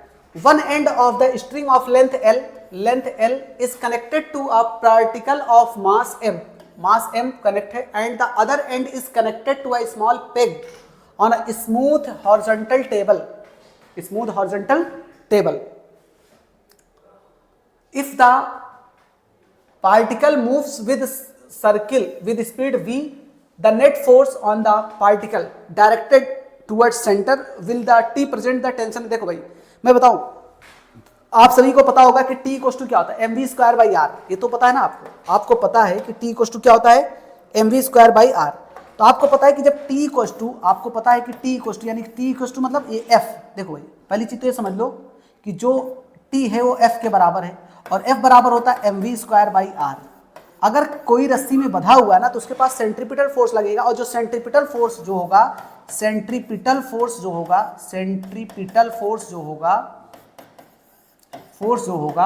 वो टेंशन के बराबर होगा। किसके बराबर होगा, टेंशन के बराबर होगा, टेंशन के बराबर होगा बच्चों, यानी कि t के बराबर होगा। सीधा सीधा ऑप्शन, ये नहीं कि t equal to mv square by r. अब r की जगह पे आप l रखेंगे तो बन जाएगा mv स्क्वायर बाई l।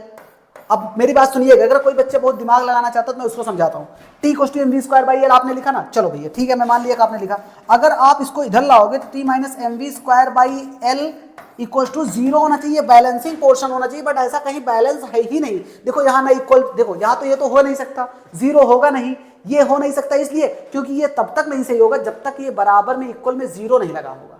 अगर ये 0 इक्वल में लगा होता तो ये ऑप्शन करेक्ट हो जाता, लेकिन ये 0 नहीं लगा है तो इसलिए करेक्ट नहीं है बच्चों, यानी टी ही माना जाएगा। इसका ऑप्शन कौन सा है, डी ऑप्शन करेक्ट है। समझ में आई बातें। कुछ इस तरीके से भी क्वेश्चन आते हैं जहां पर बच्चों को परेशान करने के लिए दिया जाता। अब यहाँ पर मोस्टली बच्चा, मुझे पता है कि मोस्टली बच्चा यहाँ पर ये वाला करेक्ट करके आएगा, क्योंकि उसको पता है कि mv स्क्वायर बाई आर होता है, आर की जगह पे एल रिप्लेस करेगा, इधर लाएगा तो माइनस वाला केस बन रहा है, सॉल्व कर निकलो। लेकिन ऐसा नहीं है, वो 0 जब तक बराबर नहीं होगा तब तक इक्वल नहीं माना जाएगा, ठीक है। चलिए स्क्रीनशॉट ले लीजिए, नेक्स्ट क्वेश्चन पे आते हैं।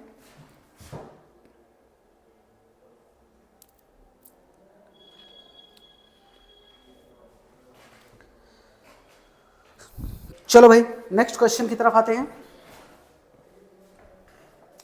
अब इस फॉर्मूले को आपको डेराइव करना पड़ेगा, क्योंकि ये एक तरीके का डेरिवेशन है। अगर मैं आपसे बोलूं कि भाई, अगर मैं कहूं कि मुझे ये फॉर्मूला पता है, मुझे याद है कि फॉर्मूला क्या होगा, ये फॉर्मूला कौन सा होगा, ये फॉर्मूला सीधे GR μs plus tan theta into 1 minus ये वाला हमारा ऑप्शन होगा, ये पता है हमको, ये बात पता है। आप इसको चाहे याद भी कर सकते हैं कि आपके काम आएगा आगे चल के, लेकिन चलिए इसको डेराइव भी कर लेते हैं, कोई दिक्कत वाली बात थोड़े ना है भाई। अब आया है तो क्वेश्चन तो कुछ ना कुछ तो करना पड़ेगा। अब सीधे सीधे या तो फॉर्मूला बच्चे को पता हो या तो डेराइव करना आता हो। तो अगर मान लो पता है तब तो ठीक है, टिक करके आगे बढ़ेगा, कहानी खत्म करेगा। चलो क्वेश्चन पढ़ते हैं, पहले क्या करें क्वेश्चन में। करें a car is negotiating a curved road radius r of radius r, the road is banged at an angle दे रखा theta, the coefficient of friction between the tires and the car of the road is μs, the maximum safe velocity। बच्चों आपसे जो पूछा गया है maximum safe velocity, मतलब v maximum आपसे पूछा जा रहा है, सेफ वेलोसिटी की बात जो कर रही है मैक्सिमम की बात कर रहे हैं, ठीक है। आगे इस जगह छोड़ा है नहीं छोड़ा है, इसी में कवर करना पड़ेगा। चलो भाई पहले तो ये बात समझिए आपको करना क्या है। चलिए पहले मैं डायग्राम के थ्रू आपको जाता हूँ, डायग्राम समझाता हूँ करना क्या है। डायग्राम को ध्यान से समझिएगा, मतलब जो आपका ये डायग्राम बनेगा। मान लीजिए बच्चों आपके पास ये एक इंक्लाइंड प्लेन है, ठीक, ये कितने एंगल पर है? थीटा एंगल पर है। कितने एंगल पर है? थीटा एंगल पर है। अब यहाँ पर कोई एक मान लो कार है, कोई एक कार है, एक क्या है? कार है। अब एक कार है तो कार के कंडीशन की अगर बात करें तो कार के लिए अगर मैं बोलूं कि कार का जो वेट है वो mg नीचे जाएगा और नॉर्मल रिएक्शन किधर जाएगा? ऊपर की तरफ जाएगा। ये सभी बच्चे जाते हैं, ये होगा ना, नॉर्मल रिएक्शन ऊपर, ये जाएगा ना। इतनी बातें क्लियर? अगर इतनी बातें क्लियर है तब इसके कंपोनेंट तोड़ दीजिए, बस और कुछ नहीं करना है। अगर कंपोनेंट तोड़ेंगे तो नॉर्मल कंपोनेंट टूटेगा, और जब नॉर्मल का कंपोनेंट टूटेगा बच्चों तो ये जाएगा आपका n cos थीटा। क्या जाएगा आपका? n cos थीटा, यानी कि यहाँ से एंगल बनाएगा थीटा। अगर ये n cos थीटा जाएगा तो दूसरा कंपोनेंट जाएगा n sin थीटा, यानी कि फ्रिक्शनल फोर्स के फॉर्म में जाएगा f sin थीटा। क्या जाएगा? f sin थीटा जाएगा। अब बाहर की तरफ जब देखिए कार जब घूम रहा है तो कर्व्ड रोड है। देखिए यहाँ पर समझिए, यहाँ पर कर्व्ड रोड की बात, जब वो घूम रहा है तो उसके पास सेंट्रीपिटल फोर्स लग रहा होगा। तो सेंट्रीपिटल फोर्स बच्चों बाहर की तरफ लगेगा, वो कितना होगा सेंट्रीपिटल फोर्स? वो होगा आपका, सेंट्रीपिटल फोर्स निकालने से पहले एक्सेलरेशन पता होना चाहिए v²/r, क्योंकि रेडियस कितना है? r है। इतनी बातें अगर सभी बच्चों को क्लियर है तब तो समझ में आ गई बातें। यानी कि आपने देखा कि इसका मास यानी कि m रहा होगा तो mg नीचे आया, कार का मास m रहा होगा तो उसका mg नीचे आया। फ्रिक्शनल फोर्स का कंपोनेंट f sin थीटा और नॉर्मल रिएक्शन के ऊपर n cos थीटा। अब बात ये आती है, कितना बात करने के बाद अब हमको क्या इसको और भी डायग्राम बनाना पड़ेगा, एक आध डायग्राम और इसका बनेगा। उसका रीजन ये है क्योंकि हमको कंपोनेंट क्लियर दिखाई नहीं पड़ रहे हैं। हम कंपोनेंट क्लियर नहीं दिखाई पड़ रहे बच्चों, तो उसके लिए हम कंपोनेंट के लिए तोड़ेंगे इसको फिर से एक बार। अगर कंपोनेंट को तोड़ेंगे तो आप समझिएगा किस चीज को, कि अगर मैं कंपोनेंट को तोड़ूंगा तो दो कंपोनेंट में जाएगा, एक हॉरिजॉन्टल में जाएगा और एक वर्टिकल में जाएगा। तो अगर ये हॉरिजॉन्टल और वर्टिकल की बात करेंगे तब जाके बातें क्लियर होंगी, समझिएगा। देखिए अगर आपको ये बात समझ में आ रही कि एंगल कितना है बच्चों, ये एंगल थीटा है, ये एंगल थीटा है, अगर ये थीटा है तो ये भी थीटा है। क्लियर है बातें? इतनी बातें तो क्लियर होंगी। अगर इतनी बातें क्लियर है बच्चा तो अब करते क्या है, अब इसमें देखिए यहाँ के डायग्राम के अकॉर्डिंग उसको मैं ब्रेक करूंगा। अब यहाँ के डायग्राम के अकॉर्डिंग उसको ब्रेक करूंगा तो ऊपर तो आपको देखेंगे n cos थीटा, नीचे mg और f sin थीटा, यानी ऊपर आपका n cos थीटा, नीचे आपका mg और साथ ही साथ आपका f sin थीटा, ये चीजें बन रही है। यहां तक बातें क्लियर है? यहां तक। अब इसको जो सेंट्रीपिटल फोर्स की जो बात हो रही थी, अगर n cos थीटा ऊपर गया तो n sin थीटा नीचे जाएगा, यहां जाएगा, ये n sin थीटा इधर जाएगा, जाएगा ना भैया। अब देखो यहां पर दिखाना पॉसिबल नहीं था इसलिए नहीं दिखाया गया, तो इसीलिए मैंने इसको डायग्राम बनाया। अगर n cos थीटा ऊपर तो n sin थीटा इधर, f cos sin थीटा इधर तो f cos थीटा इधर, यानी इधर जो जाएगा वो f cos थीटा जाएगा।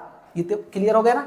अब समझो n cos theta, n sin theta, f sin theta, f cos theta, ये बातें क्लियर हो गई। अगर ये बातें क्लियर हो गई तो अब सेंट्रीपिटल फोर्स किधर की तरफ लगेगा? सेंट्रीपिटल फोर्स लगेगा। अब इसको इधर आप दिखा सकते हैं कितना, mv²/r, यानी एक्सेलरेशन जो आपका बन रहा था सेंट्रीपिटल फोर्स का, उससे निकालेंगे तो mv²/r का यूज होगा। अब चलिए अब इसको बैलेंस करते हुए सॉल्व करते हैं, क्योंकि अगर आपने ये बना लिया, यानी इससे ये चीज आपने बना लिया, तो अब आपको फॉर्मूला डिराइव करने में दिक्कत नहीं आएगी। ठीक है, अब सुनिए, अब बैलेंसिंग आते हैं। ऑन बैलेंसिंग मैं यहां लिख रहा हूं कि ऑन, सुनिएगा, ऑन बैलेंसिंग। बैलेंसिंग मतलब कि सबको, सभी फोर्सेज वगैरह को जो लग रहे हैं उनको हम बैलेंस करेंगे। अगर बैलेंस करेंगे तो आपको एक बात समझ में आ रहा होगा ऊपर कि n cos थीटा किसके बराबर है? ऊपर n cos थीटा है ना, n cos थीटा, नीचे आपका है mg plus f sin theta, f sin theta. ये तो बातें दिख रही होंगी ना। अगर आप इसमें से कुछ इधर लाए पोर्शन, अगर कुछ पोर्शन इधर लाएं तो बन जाएगा आपका n cos theta minus f sin theta बराबर mg। ये इक्वेशन आपका बन गया पहला। ठीक है, दूसरे की बात करते हैं, यानी कि इसको हमने वर्टिकल वाले कंपोनेंट को मेंटेन कर लिया। अब हम आते हैं दूसरे वाले केस के लिए, अगले वाले के लिए। अगले वाले केस में जब आएंगे तो देखिए आपके पास इधर जा रहा है mv²/r, इधर जा रहा है आपके पास दो चीज n sin थीटा और f cos थीटा। तो अब हम बात करते हैं, ये तो आपका था वर्टिकल कंपोनेंट यानी vc, अब आपका हॉरिजॉन्टल कंपोनेंट यानी कि hc। अब इसको बैलेंस करते हैं बच्चों। इसको जब बैलेंस करेंगे तो आप मुझे बताइएगा कि n sin theta plus f cos theta ये किसके बराबर होगा? आप कहेंगे sir m v square by r के बराबर होगा, m v square by r के बराबर होगा। यही क्वेश्चन बन गया सेकंड, यही क्वेश्चन बन गया सेकंड। अब एक काम करते हैं, अब हमारा काम हो जाएगा, अब हमारा काम हो जाएगा। अब दोनों को डिवाइड करते हैं। हमको चाहिए था क्या? वेलोसिटी, मैक्सिमम वेलोसिटी यहां से मिलेगा। चलिए हम दोनों को डिवाइड करते हैं, ठीक है। Divide second by first, second by first, second by first करते हैं बच्चों। सेकंड कितना है आपका? सेकंड पोर्शन कितना है आपके? देखिए ये चीज है, तो पहले तो इसको लिखिएगा m v square upon r, और इसके साथ डिवाइड में m v square by r के साथ ये आएगा, यानी कि m g into m g into m g, और इधर आएगा आपका, ये ऊपर रहेगा n sine theta, n sine theta plus f cos theta, plus का एफ कॉस थीटा। नीचे लिखेंगे फर्स्ट वाले का, देखिए सेकंड का लिख लिया, फर्स्ट का n cos theta minus f sine theta, n cos theta minus f sine theta. यही तो बनेगा, यही बनेगा भाई, ठीक है। Okay okay okay. अब कुछ काट पीट देते हैं, जो जो कटेगा। देखिए m से तो m गया, n से n गया, m से m गया। अब बताइए कि आपके पास दोनों तरफ बचेगा, ठीक है। n है ऊपर, okay okay okay okay. n कितना है भाई आपके पास यहाँ पर? n sine theta, n cos theta. चलिए ठीक है, ओके ओके, कैलकुलेशन करते हैं। अब बताइए आपके पास जो डेटा बच रहा है उसके अकॉर्डिंग क्या बच रहा है आपके पास? आपके पास जो चीज बच रही है वो क्या बच रही है? अब आपको क्या कॉमन लेना है आप ये बताइए। यहां पर आपके पास बचेगा v square by r g. अच्छा आर जी तो इधर जाएगा, ये तो पक्का पता है, आर जी इधर जाएगा। देखिए यहाँ जी आर है। अच्छा mu s equals to tan theta होता है ना, mu s equals to tan theta होता है, mu s equals to tan theta. हमको म्यू एस का फॉर्मेट चाहिए, म्यू एस का फॉर्मेट चाहिए बच्चों, म्यू एस का फॉर्मेट चाहिए। बताइए क्या करेंगे इसमें, कॉमन वगैरह क्या होगा? अगर मैं कहूं कि म्यू एस से n, mu s n, mu s, हाँ ठीक ठीक ठीक ठीक, यहाँ पे देखिए। अब देखिए एन साइन थीटा प्लस ये, देखिए ये जो आपका ही ये ना एफ एस है ना, ये एफ एस, आप इसको एफ एस भी लिख सकते हैं। जहाँ जहाँ जहाँ एफ लिखा गया वहाँ पर आप एफ एस लगा सकते हैं, ठीक है। एफ एस लिख सकते हैं, कोई दिक्कत नहीं, ठीक। अब सुनिए एफ एस इक्वल टू होता है mu s n, f s equal to क्या होता है? Mu s n, mu s n, n और इंटू कॉस थीटा रहेगा ही। नीचे आपका आएगा n cos theta minus mu s n, n sine theta, यही बनेगा ना। अब देखिए v square by r g equal to, यहां से एन कॉस थीटा अगर मैं कॉमन लूं, एन कॉस थीटा ऊपर से, एन कॉस थीटा नीचे, चलिए ऊपर से एन कॉस थीटा मैंने कॉमन लिया। अब कॉमन मैंने लिया तो ऊपर क्या बचेगा? यहां देखिए साइन थीटा, देखिए जिसके पास जो ना हो उतना डिवाइड कर दो। तो चलो भाई यहां देखो एन कॉस थीटा यहां तो था, लेकिन यहां एन था, कॉस नहीं था, तो डिवाइड कर दो। साइन अपॉन किससे डिवाइड कर दोगे? कॉस थीटा से, ठीक है। प्लस का यहां बच गया म्यू एस। नीचे आ जाओ भाई, नीचे आ जाओ। नीचे यहां पर भी एन कॉस थीटा कॉमन ले लिया। अगर एन कॉस थीटा कॉमन ले लिया तो वन माइनस, अब देखो एन, देखिए यहां पर एन है लेकिन म्यू एस है, म्यू एस है, लेकिन साइन के साथ क्या डिवाइड होगा? कॉस डिवाइड होगा, कॉस डिवाइड होगा। चलिए अब काट पीट दीजिए, आपका आंसर आ जाएगा। देखिए ये दोनों कट गए। अब आप देखिए वी स्क्वायर बराबर, ये अंदर जाएगा तो आर जी, और देखिए साइन अपॉन कॉस टेन, तो यानी कि टेन, यानी कि आप इसको लिख सकते हैं म्यू एस पहले लिख के साइन अपॉन कॉस टेन को बाद में लिख दीजिए, और नीचे one minus mu S tan theta. अब यहां से स्क्वायर हटाएंगे तो सीधे सीधे रूट बनेगा, तो सीधे सीधे स्क्वायर यहीं से हटा दीजिए, दोबारा लिखने की क्या जरूरत है? सीधे सीधे स्क्वायर हटाइए, यहीं से सीधे रूट लगा दीजिए, ये पूरे पर रूट लग गया। अब आप देख लीजिए, मिला लीजिए कि R G into mu S plus tan theta minus one, one minus mu S tan theta. यानी कि अगर देखा जाए तो ये एक स्टैंडर्ड फॉर्मूला है। अगर कोई बच्चा ये सोचे कि ये इतना बड़ा आया है, तो एक्चुअली ये पूरा थ्योरी पोर्शन है बच्चों, ये पूरा थ्योरी पोर्शन का है। बात यह है कि अगर ये जब थ्योरी पढ़ाई जाती तो उस वक्त इसको डराइव कराया जाता फॉर्मूला वगैरह। तो ये काम का फॉर्मूला है। आप इसका डी पार्ट मैंने पहले बता दिया था कि इसका डी पार्ट आएगा, याद रहेगा तो आपको, अदरवाइज आपको करना ही पड़ेगा इतना, ठीक है। चलिए स्क्रीनशॉट ले लीजिए, नेक्स्ट आते हैं नेक्स्ट क्वेश्चन की तरफ।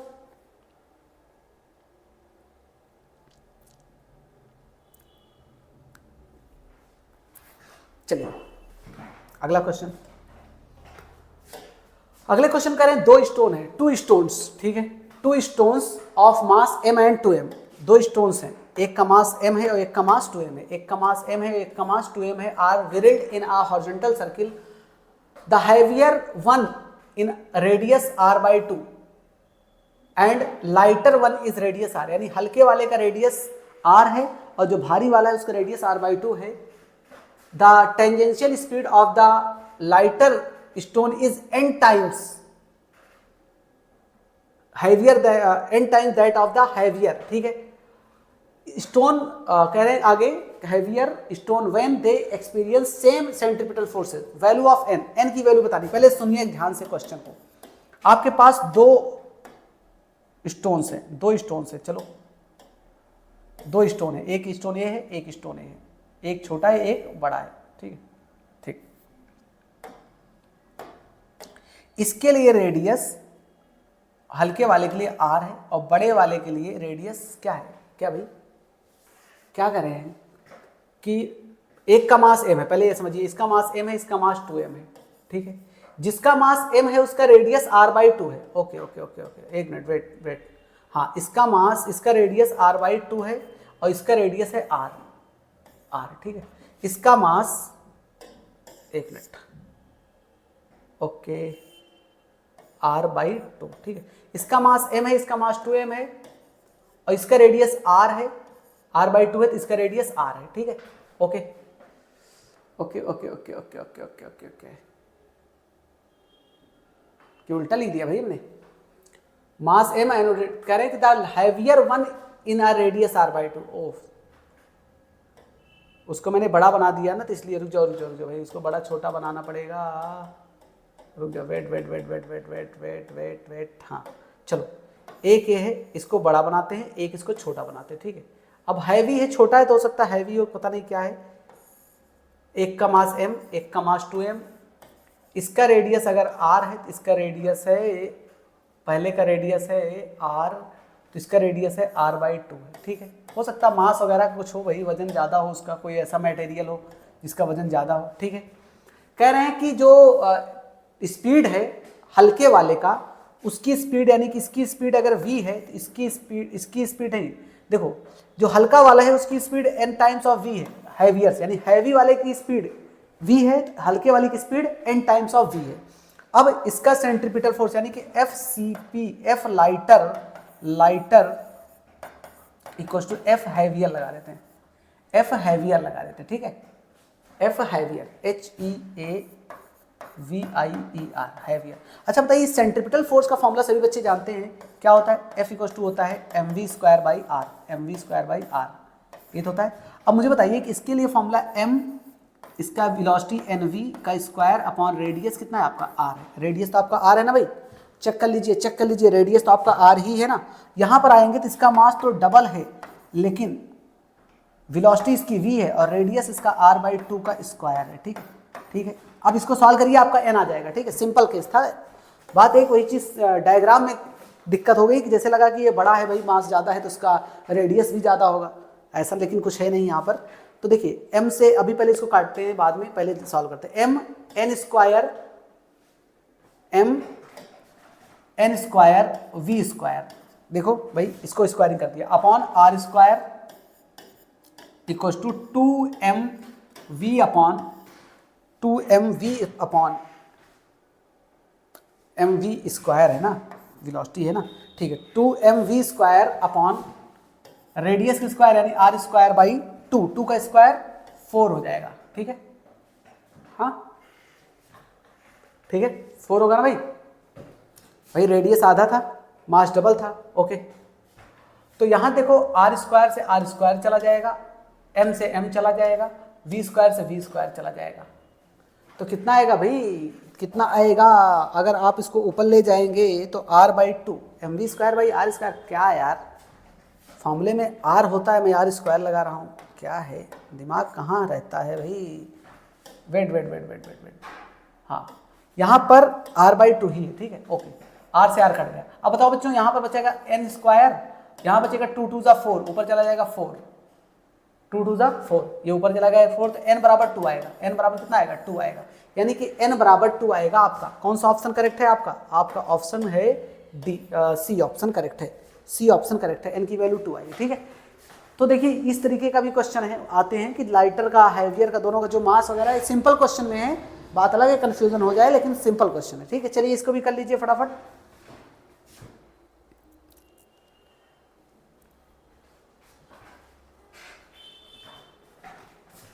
आते हैं नेक्स्ट क्वेश्चन की तरफ भाई। क्वेश्चन में क्या बोला जा रहा है next? A car is moving in a circular horizontal track of radius 10 metre with a constant speed 10 meter per second square. A bob is suspended from the roof of the car by a light wire length 1 meter. The angle made by the wire theta पूछ रहा। भाई देखो data तुम्हारे पास क्या है, पहले इसको लिख लो। आपके पास रेडियस है 10 मीटर, v दे रखा आपको 10 मीटर पर सेकंड, और लेंथ दे रखा है आपको 1 metre. Okay okay okay okay okay, angle पूछा गया है बच्चों, एंगल पूछा गया है। एक फॉर्मूला भी आपने पढ़ा था, tan theta equals to v square by r, पढ़ा था ना। इस डेटा को ध्यान देते हुए तो आप एक बात समझ सकते हैं कि आपको tan theta equals to v square by r g लगाना है। ठीक है, tan थीटा इक्वल्स टू क्या लगाना है? v स्क्वायर बाई आर जी। ठीक है, ओके, तो tan थीटा बराबर v की वैल्यू बच्चों कितना है? 10, r भी हमारा 10 है, तो 10 का स्क्वायर 100, नीचे r भी 10, a भी 10, 10 गुणे 10 100, 100 से 100 कट गया यानी 1 आया। tan थीटा इक्वल्स टू 1 आया बच्चों। कितने की वैल्यू थी tan में? 1, 45 की। tan पाई बाई 4, 45 मतलब पाई बाई 4, यानी थीटा आपका आया 45 डिग्री, यानी कि पाई बाई 4। कुछ इस तरीके से करने थे इस क्वेश्चन को भाई। इसका स्क्रीनशॉट ले सकते हैं, जिन बच्चों को स्क्रीनशॉट लेना हो फटाफट ले लें। नेक्स्ट क्वेश्चन पे आते हैं। ठीक है, चलिए स्क्रीनशॉट ले लीजिए फटाफट पहले।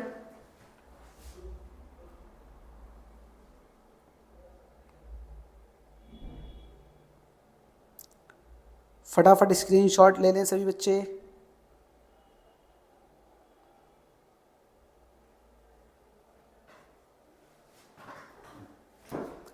नेक्स्ट क्वेश्चन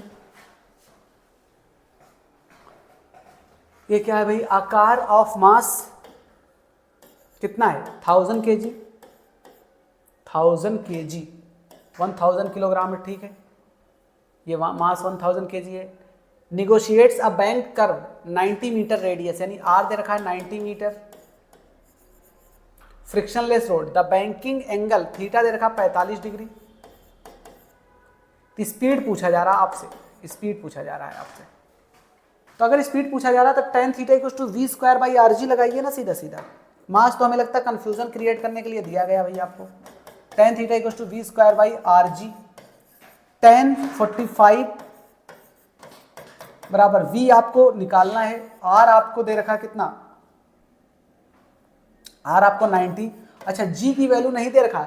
अगर g की वैल्यू नहीं दे रखा तो आप g की वैल्यू रख लीजिए। कितना रखेंगे g की वैल्यू? g की वैल्यू आप रख सकते हैं, कितना रखेंगे भैया g की वैल्यू? अगर g की वैल्यू आप रख रहे हैं तो आप रख लीजिए 10 रख लीजिए, सीधे सीधे काम खत्म हो जाएगा। ठीक है, 10। ठीक है, अब कितना हो जाएगा? 10 45 वैल्यू 1, तो v स्क्वायर बाई 900, तो v स्क्वायर बराबर कितना हो जाएगा? 900 हुआ, तो v बराबर √900। √900 का स्क्वायर रूट कितना होगा बच्चों? 30 मीटर पर सेकंड। 30 मीटर पर सेकंड आपका आंसर आएगा भाई, 30 मीटर पर सेकंड। चेक कर लीजिए आप एक बार, 30 मीटर पर सेकंड आएगा। ठीक है, ओके, चलिए स्क्रीनशॉट फटाफट ले लीजिए। आते हैं नेक्स्ट क्वेश्चन की तरफ।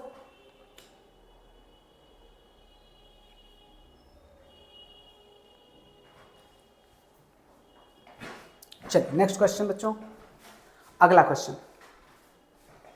अगले क्वेश्चन में आपको ये डायग्राम दे रखा, पुलिस से रिलेटेड है। इससे रिलेटेड क्वेश्चन आते देखिए 2020 में आया हुआ है। कह रहे दो बॉडी है, एक का मास है 4 kg, यानी m1 आपका है 4 kg, और m2 दे रखा है आपको 6 kg। m2 दे रखा है आपका 6 kg। The string passes over a pulley which is frictionless. The acceleration of the system in terms of acceleration due to gravity. भाई आपको एक्सेलरेशन तो बताना है, लेकिन किसके फॉर्म में बताना है? जी के फॉर्म में बताना है। किसके फॉर्म में? जी के फॉर्म में। जी की वैल्यू रखना नहीं इस बार। अब देखिए आपके पास दो केसेज हैं, इन दोनों केसेज को पहले आप समझिएगा। अगर मैं इन दोनों केसेस की बात करूं, अगर मैं कह दूं ये हमारे पास M1 है, ये हमारे पास क्या है? M2 है। अगर M2 है M1 है तो देखो भाई इसका तो M2G जाएगा ना, आपको पता है। इसका क्या जाएगा? M1G जाएगा। अब जिसका वेट ज्यादा होगा वो ज्यादा खींचेगा ना नीचे। मतलब कि आपको पता है कि इसका एक्सेलरेशन ऊपर की तरफ जाएगा और इसका एक्सेलरेशन नीचे की तरफ जाएगा, क्योंकि जिधर वेट ज्यादा होता है उधर ही एक्सेलरेशन भागता है। अब अगर इतनी बातें पता है तो इसका टेंशन इधर की तरफ लगेगा T, और इसका भी टेंशन इधर की तरफ लगेगा T, दोनों बैलेंस करने की कोशिश करेंगे। अब कुछ करना नहीं आपको, अब सीधा सीधा आपको सब चीजें पता है तो सीधे सीधे लगाइए पहला केस, फॉर M1। अगर M1 की बात करते हैं तो M1 के केस में लेके चलेंगे, और M2 की बात करेंगे तो हम M2 की बात करेंगे। फिर देखो भाई M1 केस में देखो जिधर एक्सेलरेशन होता है उसकी वैल्यू पॉजिटिव, यानी टेंशन हमारा पॉजिटिव, तो T माइनस नीचे क्या है आपका M1G equals to M1 into ए, यानी M1A। ठीक है, ये पहला इक्वेशन। फॉर M2 की बात करते हैं, अगर M2 की बात करेंगे तो M2 में देखिए बच्चों, अब एक्सेलरेशन नीचे की तरफ जा रहा है, यानी कि M2G की तरफ जा रहा है। M2G आपका पॉजिटिव और टेंशन क्या हो जाएगा आपका? नेगेटिव हो जाएगा, बराबर M2A बन जाएगा। M2A equation second. दोनों इक्वेशन को सॉल्व करते हैं from equation first and second. इन दोनों इक्वेशन को सॉल्व करेंगे तो T minus M1G equal to M1A। Directly formula है भाई, अगर इसको डायरेक्टली किसी बच्चे को पता है तो कर ले, नहीं तो मैं तो सिखा रहा हूं कि आप सीख लीजिए कैसे करना है। M2G माइनस T बराबर M1A। इन दोनों चीजों को उड़ाइए फटाफट। T देखिए प्लस में है, T माइनस में है, कट जाएगा। इन दोनों में से कॉमन क्या है? G। अगर आप G कॉमन ले लेंगे तो बचेगा आपके पास M1 कितना? M2 माइनस M1 बचेगा, यानी 2 प्लस में है ना तो M1 माइनस में। ठीक है, इधर आपके पास अगर A कॉमन ले लेंगे तो आपके पास बचेगा M1 plus M2 into A, यानी कि आपको A चाहिए था। तो चलिए भाई अब फॉर्मूला तो आपका बन गया ना, तो A बराबर क्या हो जाएगा? ये नीचे जाएगा तो M2 minus M1 upon M1 plus M2 into G। A बराबर M2 कितना है? M2 आपके पास 6 है, M1 आपके पास 4 है, तो 6 minus 4 upon 6 plus 4 into G। तो 6 माइनस 4 मतलब बच्चों 2, ऊपर 2G हो गया, नीचे 10 हो जाएगा। 2 1 2, 2 5 10, यानी कि A की वैल्यू आपके पास आएगा G/5, यानी G के फॉर्म में आपको आंसर चाहिए था। आपका ऑप्शन मैच करा लीजिए कि आ रहा है या नहीं आ रहा है। G/5, सी ऑप्शन करेक्ट है भाई, सी ऑप्शन करेक्ट है। तो ऐसे क्वेश्चन में डायरेक्ट आप फॉर्मूला याद रखिए, नहीं तो अगर नहीं भी आता है ठीक है, आप सीख लीजिए, सीख कर ऐसे कर लीजिए, कोई दिक्कत नहीं है। ये तो ज़्यादा बेहतर है कि अगर आप सीख लिए हैं तो आपको तुरंत कैलकुलेशन करने आता है तो बहुत अच्छी बात है, क्योंकि क्या किस टाइप का क्वेश्चन देते कोई भरोसा नहीं है आज के ज़माने में। ठीक है, चलिए स्क्रीनशॉट ले लीजिए फटाफट, नेक्स्ट क्वेश्चन पे आते हैं।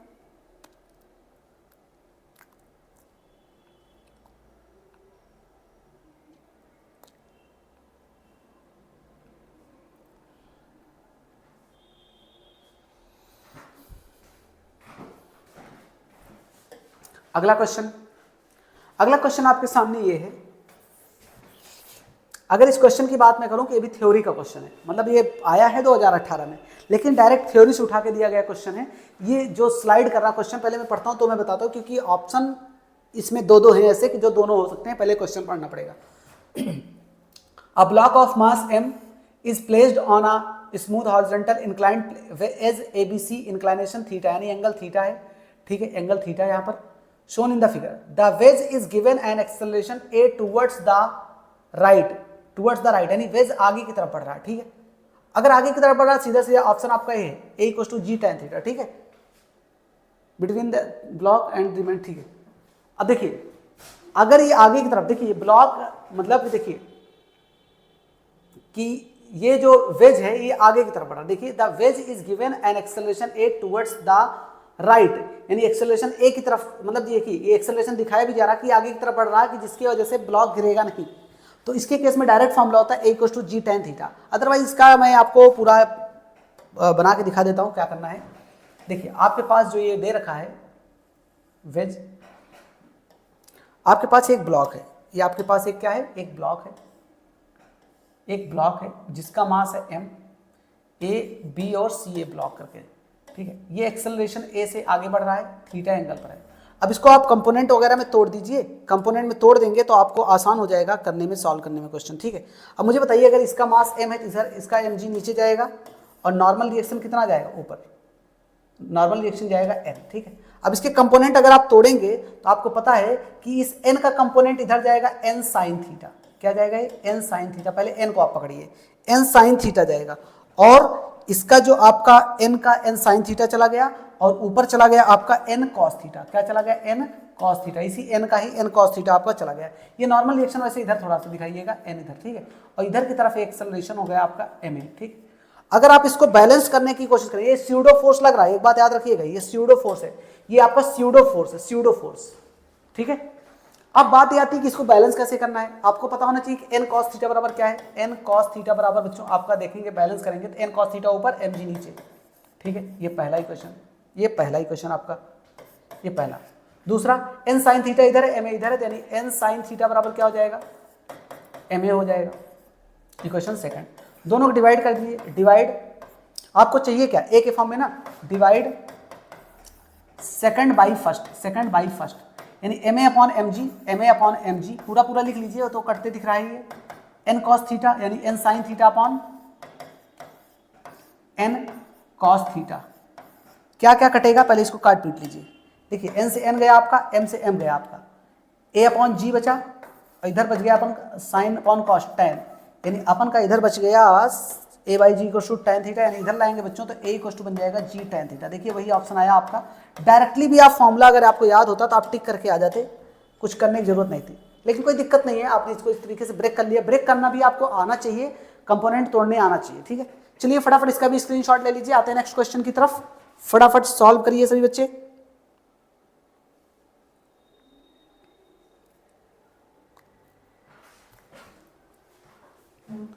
ओके चलो भाई नेक्स्ट क्वेश्चन। अब देखिए ये क्वेश्चन है, अच्छा क्वेश्चन है ये भी अच्छे क्वेश्चन की श्रेणी में आता है। करें टू ब्लॉक्स हैं ए और बी, एक का मास 3m है, एक का मास m है, ठीक है, respectively are connected by a massless and inextensible spring, the whole system is suspended by a massless spring as shown in the figure, मतलब ऊपर स्प्रिंग से कनेक्टेड है होल सिस्टम। तो कह रहे हैं इसमें कि the magnitude of acceleration of A and B immediately after the spring is cut, अचानक से स्प्रिंग को कट कर दिया जाए तो एक्सेलरेशन क्या होगा, अचानक से किसका एक्सेलरेशन, ए और बी दोनों का। पहले बात समझिए इस चीज को आप कि आप पहले इसका दोनों का FBD बना लीजिए, FBD पहले सुनिए, FBD बनाते हैं, FBD दोनों का FBD हम बनाते हैं। एक तो आपके पास A है, एक आपके पास A का है और एक आपके पास है B वाला, ठीक। आपके पास A और B है, A का मास है आपका 3m और B का कितना है m है। इनका FBD अगर आप बनाएंगे तो आपको पता है कि देखिए ये स्प्रिंग है, आपको पता है कि स्प्रिंग जहां रहता है स्प्रिंग कांस्टेंट K आता है, डिस्प्लेसमेंट अगर x है तो डिस्प्लेसमेंट kx यानी कि F इक्वल टू kx बनता है। तो आपको पता होना चाहिए कि स्प्रिंग के केस में यहाँ पर आपका kx बनेगा और यहाँ पर आपका बन जाएगा 3mg बन जाएगा, 3mg बन जाएगा, ठीक है।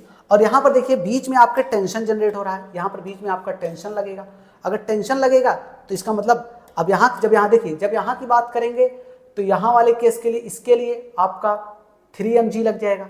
जब टेंशन की बात करेंगे तो टेंशन को ऊपर रख दिखाएंगे और नीचे क्या आ जाएगा आपका, नीचे आपका आ जाएगा mg। आप समझिए ये आपने FBD बना लिया। अगर आपने FBD बना लिया है तो अब आपको बस सॉल्व करना है, आपका ऑप्शन आराम से आ जाएगा। पहले सुनिए ये kg नहीं है भैया, kx है, ठीक है, ओके। चलो अब पहले इसको बैलेंस करते हैं, पहले इसको बैलेंस करते हैं। kx बराबर, सुनो ये जो kx दिख रहा है बच्चों, kx ऊपर की तरफ है और 3mg किधर है, नीचे की तरफ है। लेकिन नीचे की तरफ दो चीज दिख रहा है, आप ध्यान समझिएगा, नीचे की तरफ दो चीज दिख रहा है। ये जो टेंशन है दो दो है, यानी कि इसकी वजह से भी है, यानी कि अगर आप बात करेंगे तो नीचे आपको T भी नजर आएगा। तो यानी कि आप कहेंगे कि सर kx जो होगा, kx तो ऊपर ही दिख रहा है ना, नीचे दो चीज दिख रहा है, T प्लस 3mg, क्या दिख रहा है, T प्लस 3mg, ये इक्वेशन ही आपका बन गया। यहां पर जब आएंगे तो ऊपर T है नीचे mg है, तो T बराबर क्या है, mg है, ये इक्वेशन सेकंड हो गया। अब इसकी वैल्यू उठा के यहां रख दो, तो put value of T in equation first, यहां रखोगे बच्चों तो हो जाएगा के एक्स बराबर कितना, इसकी जगह पे mg और प्लस का 3mg, कितना बन जाएगा ये 4mg, के एक्स बराबर हो जाएगा आपका 4mg। यानी इसको आप रख लीजिए, अभी आपके पास इसकी जरूरत पड़ेगी, तीसरा इक्वेशन आप इसको बना के रख लीजिए क्योंकि अभी आपको जरूरत पड़ेगी जब आप एक्सेलरेशन निकालेंगे। अच्छा ये कब है, ये before cutting the string, before cut the string, cut the string, बिना जब स्ट्रिंग नहीं कटा है तब के लिए। अब इतनी बातें आपको पता चल गई है तो अब हम अगला जो पोर्शन है, आगे वाला पोर्शन है उसको समझते हैं। आफ्टर कटिंग या after cut the string, after cut the string, string को जब कट कर दिया जाए तब क्या होगा। स्ट्रिंग को जब कट कर दिया जाएगा तो आपको पता है कि टेंशन जीरो हो जाएगा, और जब टेंशन जीरो हो जाएगा तो kx कितना बनेगा आपका, टेंशन जीरो हो जाएगा बच्चों। अगर टेंशन जीरो हो जाएगा तो kx क्या बनेगा आपका, ये बात आपको समझना है, क्या बनेगा बताइए। आपको ये पता है कि डायग्राम का अगर टेंशन यहाँ पर जीरो हो जाएगा तो क्या बनेगा, आपको ये बात पता होनी चाहिए।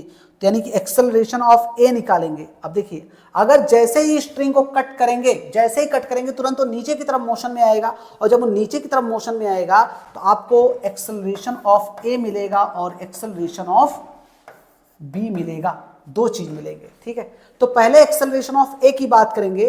अब सोचिए कि अगर एक्सेलरेशन ऑफ ए निकालना है तो एक्सेलरेशन का फॉर्मूला होता है force upon mass, force upon mass. अब फोर्स कितना होगा, जब देखो समझना मेरी बात, अगर आप एक्सेलरेशन की बात करोगे तो आप बोलोगे कि सर एक्सेलरेशन की जैसे बात होगी तो फोर्स अपॉन मास, यानी फोर्स कितना है kx ऊपर 3mg नीचे, तो kx माइनस 3mg हो जाएगा। डायरेक्टली आप कर सकते हैं kx माइनस 3mg, और नीचे इसका मास कितना जाएगा 3m जाएगा। अगर आप सोचिए बैलेंस भी करते आप बैलेंस भी करते तो kx minus 3mg equals to 3ma बन जाता ना, यही तो बनता। अब रखिए kx की वैल्यू आपके पास कितना आपने निकाला है, याद देखिए ये वाला kx की वैल्यू कितना निकाला है, एक्सेलरेशन ऑफ ए निकालना है तो kx की वैल्यू आपने 4mg निकाला है माइनस 3mg अपॉन 3m, यानी कितना हो जाएगा mg अपॉन 3m, m से m कट गया, यानी एक्सेलरेशन ऑफ ए जो आया वो आया g/3। क्या आया एक्सेलरेशन ए, एक्सेलरेशन ए आ गया बच्चों आपके g/3, यानी कि एक चीज तो यानी एक्सेलरेशन ऑफ ए मिल गया। अगर आप इसको एलिमिनेट करना चाहें तो नहीं कर पाएंगे, क्योंकि अभी देखिए एलिमिनेट देखिए दो ही को कर पाएंगे, या तो ए होगा या तो सी होगा। अब कौन सा होगा तो आपको निकालना पड़ेगा। अब एक्सेलरेशन ऑफ बी की बात करते हैं, एक्सेलरेशन ऑफ बी, चलो भाई इसकी बात कर लेते हैं। एक्सेलरेशन ऑफ बी, आगे चलते हैं यहाँ पर A B, acceleration of B. अब बी की बात करते हैं, बी वाला ही है, टेंशन जब जीरो, टेंशन जब जीरो तो यानी एक्सेलरेशन किसके बराबर हो जाएगा, आप बोलेंगे कि एक्सेलरेशन बराबर होता है फोर्स अपॉन मास, यानी फोर्स आपका है mg, नीचे मास कितना है m से m कट गया, यानी एक्सेलरेशन ऑफ b कितना आएगा आपका g आएगा। देखिए क्योंकि आप टेंशन को जीरो करेंगे तो भाई एक्सेलरेशन नीचे की तरफ भागेगा ना, ये भी एक्सेलरेशन नीचे की तरफ जाएगा, ये भी जाएगा नीचे की तरफ। तो ये एक्सेलरेशन आप जब निकालेंगे t0 तो यानी कि ma बराबर mg, और जब ma बराबर mg होगा तो m से m कट जाएगा, तो यानी a बराबर कितना हो जाएगा g के बराबर हो जाएगा बच्चों। यानी कि आपका ये ऑप्शन कौन सा आपके पास g/3 और g किसमें है, कौन सा ऑप्शन है भैया, ए ऑप्शन है भाई आपके पास। समझ में आई बातें, कुछ इस तरीके से क्वेश्चन होना था, ठीक है। चलिए स्क्रीनशॉट इसका भी ले लीजिए, आते हैं नेक्स्ट क्वेश्चन की तरफ।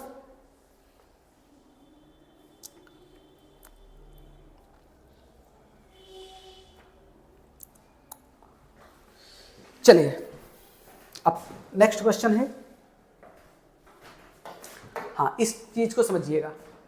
A balloon with mass m is descending down with an acceleration a, मास जब m था तो नीचे की तरफ जा रहा था।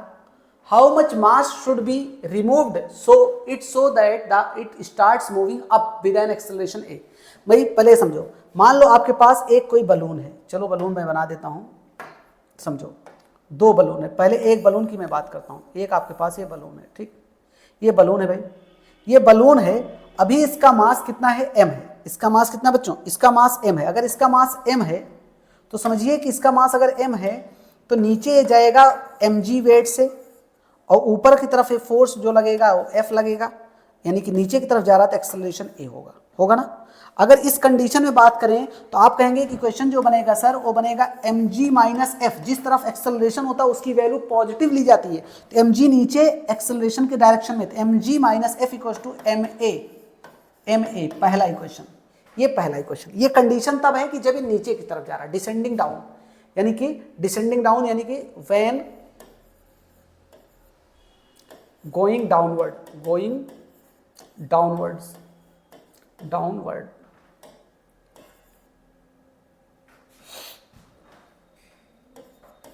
जब ये नीचे की तरफ जा रहा। अब मान लेते हैं कि कुछ मास इसमें से निकाल दिया जाएगा, मान लेते हैं कुछ मास निकाल दिया जाएगा, तो लेट कर लें कि let m not mass removed from balloon, removed from balloon, then तब क्या कंडीशन बनेगी समझिए। अब इसी बलून को मैं इस तरीके से फिर से बना रहा हूं, समझिएगा। अब मान लीजिए कि आपके पास मास निकाला गया, अब मास बचा कितना, अगर निकाल दिया गया भाई m था, उसमें से m नॉट मास निकाल दिया गया, यानी कि जब इतना मास निकाल दिया गया तो आप बोलेंगे सर इसका जो वेट जाएगा m माइनस एम नॉट जाएगा इंटू जी, और फोर्स ऊपर की तरफ लगेगा F। अब आप बता रहे हैं कि जब मास को निकाल दिया गया तो एक्सेलरेट होगा ऊपर की तरफ, ऊपर की तरफ जाएगा ना, तो ये हो जाएगा अपवर्ड, यानी कि इट गोज, लिख दे रहे हैं इट गोज अपवर्ड, अपवर्ड्स, यानी ये अपवर्ड्स का केस चल रहा भैया। अब सुनो, अब इसको बैलेंस करते हैं। अब इसको बैलेंस करते हैं कैसे, जिधर एक्सेलरेशन वो वैल्यू पॉजिटिव, जिधर नहीं है वो निगेटिव, यानी कि F तो पॉजिटिव हो जाएगा, नीचे क्या बनेगा m minus m not into g equal to m minus m not into a. सभी बच्चे बताएं पहले, क्या यहाँ तक बातें क्लियर हैं, क्या यहाँ तक बातें क्लियर हैं? सभी बच्चे फटाफट हमको बताएं। अगर क्लियर है तो थोड़ा इसको सॉल्व करते हैं, फटाफट इसको सॉल्व करते हैं, फिर आगे देखते हैं क्या है। चलो भाई अब इसको सॉल्व करते हैं। पहले अगर हम इसको सॉल्व करें, चलो सॉल्व दोनों इक्वेशन को इकट्ठे करते हैं एक साथ। देखो फ्रॉम इक्वेशन, पहले इसको एक्सपेंड कर लेना थोड़ा, तभी सही रहेगा, रुक जाओ नहीं तो लंबा जाएगा, खींचेगा तो कोई मतलब नहीं। m इंटू इतना, तो यानी कि mg minus mg minus minus plus का m not g equal to ma minus m not a, ये इक्वेशन हो गया सेकंड, ठीक है ओके। अब दोनों इक्वेशन को सॉल्व करते हैं। From equation first and second, first and second, अब दोनों इक्वेशन यानी इस इक्वेशन को दोनों को सॉल्व करते हैं बच्चों। चलो रखते हैं पहले इसको, इक्वेशन को देखो, ये वाला इक्वेशन पहले रखते हैं, यानी f माइनस एम नॉट यानी mg okay plus m not g equal to m a minus m not a, और दूसरा आपके पास है m g minus f equals to m a. इन दोनों इक्वेशंस को सॉल्व कर लीजिए, आपको पता चल जाएगा कि कितना जरूरत है किस चीज की, हाउ मच मास, यानी कि मास निकालना है, यानी कि आपको एम नॉट ही निकालना है। एम नॉट सुनिए, अगर आप कहेंगे कि ये सर प्लस में है, ये माइनस में कट जाएगा, ये माइनस में, ये प्लस में कट जाएगा, ये एम ए तो कटेगा नहीं, ठीक है ओके। अब यहां पर आपके पास क्या बचा, आपके पास बचा एम नॉट जी, इस एम नॉट ए को इधर लाओ तो प्लस का एम नॉट ए बन जाएगा, ठीक है, इधर बचेगा एम ए और प्लस का ए भी एम ए, तो 2ma हो जाएगा, 2ma हो जाएगा। देखो भाई इस एम नॉट ए को इधर लाया क्योंकि एम नॉट हमको निकालना था ना, भाई कितना मास रिमूव करना था। यहां से एम नॉट अगर मैं कॉमन ले लूं तो बचेगा ए प्लस जी, इधर बच जाएगा 2ma, यानी कि एम नॉट कितना आएगा फाइनली 2ma अपॉन जी प्लस ए या ए प्लस जी, जो भी आप लिख लीजिए, यही आपका ऑप्शन आएगा भाई, यही आपका ऑप्शन बनेगा, जिसमें भी होगा ये यही ऑप्शन बनेगा, जो भी ऑप्शन है, यानी कि ए ऑप्शन आपका करेक्ट जा रहा है, ठीक है, ए ऑप्शन आपका करेक्ट है। तो मतलब समझे आप, जितना मास आपने रिमूव किया, कुछ करना नहीं था, बस इतना करना था कि एक इक्वेशन अगर आपने बना लिया तो दूसरा आप जितना मास रिमूव कर रहे हैं उतना आपको निकालना था, दोनों को बराबर करना था, ठीक। चलिए स्क्रीनशॉट ले लीजिए, नेक्स्ट क्वेश्चन पे आते हैं फिर फटाफट। ओके तो बच्चों आज का लेक्चर हमारा यहीं पर कंप्लीट होता है। ये हमारा पार्ट 2 लेक्चर कंप्लीट हो गया है एनएलएम का। उम्मीद करते हैं कि आप लोगों को समझ में आया होगा। मिलते हैं फिर से एक नए लेक्चर के साथ, तब तक आप पढ़ते रहिए, खुश रहिए। Thank you.